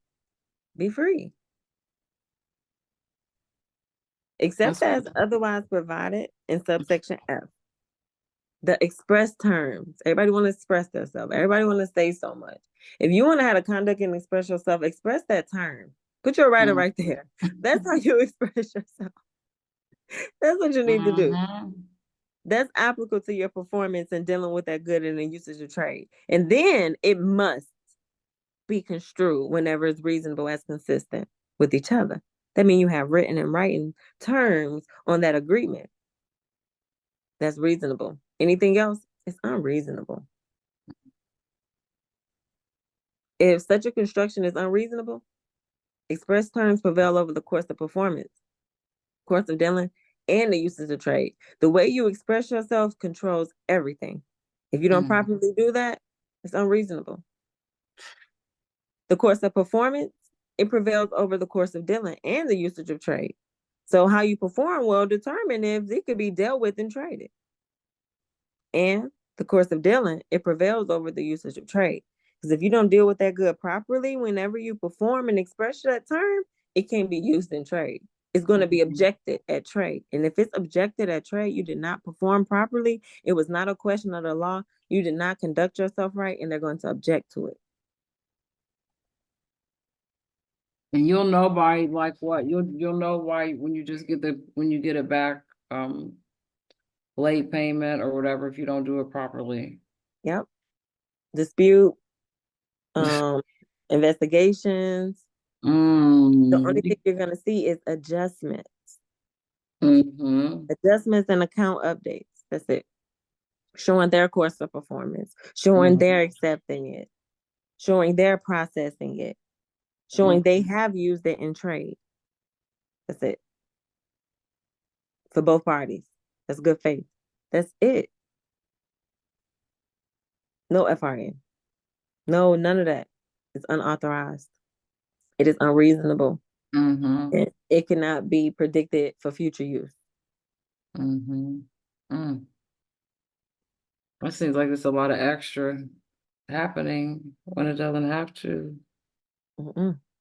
Not in my opinion, but it's just my opinion. Just like when they send you your bill, it's just their opinion. So everybody got opinions.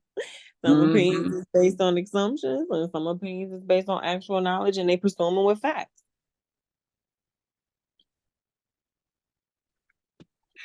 It's up to the person.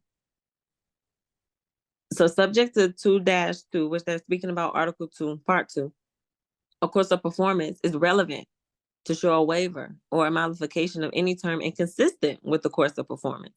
So when you receive your bill, you're going to receive it inconsistent with the course of performance because there's going to be a spot, a term left open where they waive their right to modify it so that you can use it. It's relevant. That term, that spot being open, that defect is relevant so that you can come along and perform consistent with the other person so that it can be used in trade. It must, you need it. It's relevant. That's how you're going to perform. It's a waiver. They're always going to waive their rights. You see in agreements all the time. They waive their rights to come in and do what you are responsible for doing. You have to do it. Come along and modify the term. Supplement it. Put your writing on it. That's the only way you can call to attention. That's the only thing that they're going to notice. And they're going to notice that from any person who does that with knowledge as they perform.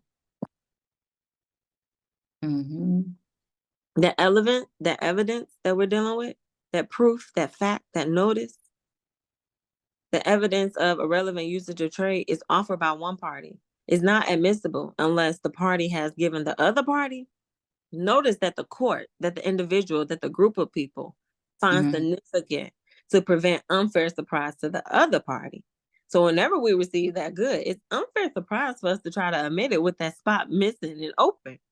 We are responsible for coming along and using that relevant waiver to modify the agreement so that we have a contract for sale. If you don't come along and modify that term appropriately by endorsing it, then it's an unfair surprise to the other party, and it's not going to be relevant or admissible in trade. They're going to object to it. And look at what time we stop at 1:11. Okay, guys, I'm posting all three. I'm gonna just do it. The day-to-day, so relevant waiver, and then we're talking about inconsistent, right? Which is kind of like what you said in dishonor, getting it in dishonor, inconsistent. Exactly. Yes. So Yes. see, So when you get it, you need to honor it. Be present, value the moment, be an individual, understand how valuable and powerful you are. Be in the moment, be present, get the gift, and add value to anybody who you transact with. Anybody who struggle to do that do not know how to share.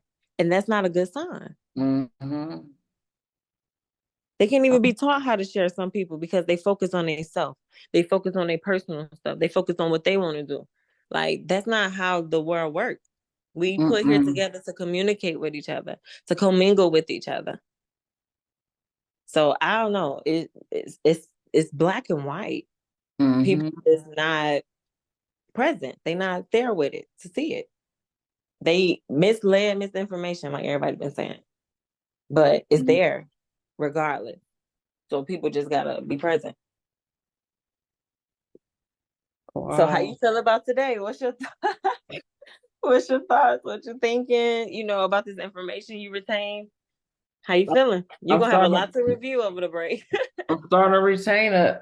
Yeah, I'm starting to see, like I said, I'm starting to see these different, just what I just said, inconsistent and then dishonor. You know how in the earlier beginning learning of it, you know, the words are changing, but they're meaning the same thing. Yeah. Similar imports for those who are knowledgeable about what we're and how we're transacting under different jurisdictions and applicable states. So yeah, the more that thing moves around and goes further on down, it seems like stuff starts changing. The you know, the definitions of it, or you know, the way they speak about it. Because everybody begin to benefit as they use it. So it's a beautiful thing. Our parties involved. That is a beautiful thing, right? Once you're fully capable, you know, fully capable of, like you said, retain this, understand it, understand it, understand it. And then it seems like it's not that difficult once you got all the, you know, the knowledge in your brain and, you know, easily done at your fingertips. Be able to relate it to why you're doing this. Not only am I just filling this out, but like I say, it goes further on for somebody else's benefit. It goes, it's here and there. And like I still keep saying, I didn't realize this thing travels around. Whether it's the one that we send back or they have their other one, it just travels on, right? It moves. I didn't know that.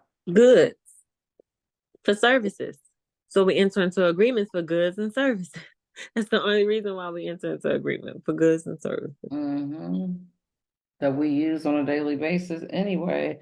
And that's what I was also reading, that definition reset for family, household, and personal use. I'm like, okay, family, household, personal. So that's pretty much personal, like what, whatever you need personally or what?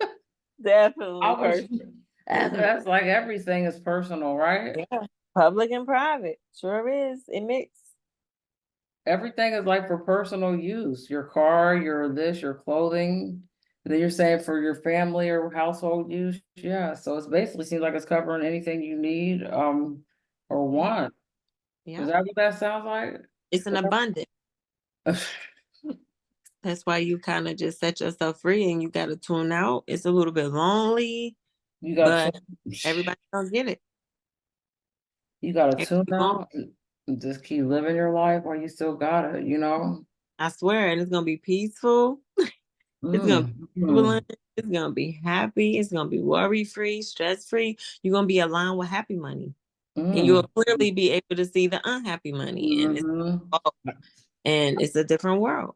I I'm see grateful to it. be I'm grateful. starting to see it, man. This is like, it's still just mind blowing that this stuff is like been right here all my life, and I didn't have no clue, Man, zero clue. And some people will not even like you can tell some people about this stuff, and they still will not believe it. You know what I'm saying? yeah, I You're overstand. crazy, or they'll think, this, that, and the other. Just kind of like I said, those people that got that vaccine, which we did not That's get why, it. as an individual, you live your life according to what you believe and your beliefs. So that's why everybody doing what they want to do. So it's just, I don't know, some gonna make, some not. Oil and water. No, this is not for everybody anyway, right? This is It not. is for everybody, but I mean, it's you know not what for I'm saying? everybody because it's a personal issue. They're not going to take it. I mean, everybody's not going to get it and further it. They're just going to either think you're crazy or think it's not real, or like I say, not want to take the time to learn this stuff. That's so Read, sad. And read that's the true slave trade, the slave or the enslavement of the mind. the other Yeah, mind. they done trapped Dang. it. They done boxed it. They done squared it. They done shaped it. They done molded it. And now they're starting to sell us the new slavery form, and that's on paper. They just trading us on paper now because they got the mind. The only thing or the one thing that they can't read and haven't found out how to read to this day, but they trying their best. You got Elon Musk on the job, but they can't read our minds. And that's why it's the most powerful thing. They can erase all the electronics in the world, but they can't take away what I know. Now Mm. what I'm knowledgeable about, it'll never stop for me. And that's what they don't, it's a dangerous thing. Yeah, who they want you to know this stuff, or like I said, it's for their bit, but it looks like they're going to benefit anyway, but just not to the maximum if you're not engaging in this like that, right? So Yeah, they're going to benefit regardless, right? But not as much. yeah, they're If gonna benefit for sure. That's crazy. This is like crazy. It's still crazy to me. Still trying to just. I'm grasping it more and more for sure. It's just. Good, good. I know, right? It's like a wild awakening. It's spiritual. It's shifting for sure. It's changing, and you change, and it's wild. Them changes come with feelings and energy shifts. Yeah. Yeah, But so I won't be. So what's going to happen? You're just going to change. You're not going to be. You're going to still be the same person. Just going to be. yeah, I am. Everybody act different when the medium of exchange get involved, but I'm pretty much the same. Same as I was before. I'm doing the same thing. I'll be chilling, helping people, just doing the same shit I always did my whole life. So, You just get what you want. You go to you shop like for sales and stuff, or you just be paying the yeah. maximum stuff, or what do you? It's so funny that you said it because I literally just said to my boyfriend today, like, listen, I've been shopped more this month than I ever have in the past 3 years. But I hate shopping. You don't like to It's too shop. much. It's too much stuff everywhere. It's just too much. I hate it. I really do. I just do it online. I love being at home. Right. But do you look for sales and stuff, or you like got a I lot of don't clothes and purses and bags and Gucci and all this stuff, or you don't go all that? know. You don't care about No, all I don't get none of that stuff. I'm not like a fashion junkie. Mm-mm. right. No, No, no, I'm not I really got either. nice things, but what I need, Exactly. Right. it's not that cute and it hurt. Been there. You try once, you'll never go back. It's not that. That's not what life about. It's just about being free. It's about living, figuring out who you are, what you want to do, what you want to be, how you want to act, how you want to conduct. Like it's just about Mhm. living and like communicating and servicing and Exactly. chill. Well, I guess in the beginning you might, once you Let me realize. stop our recording. We're just going on it. Okay, let me. Like, let me stop.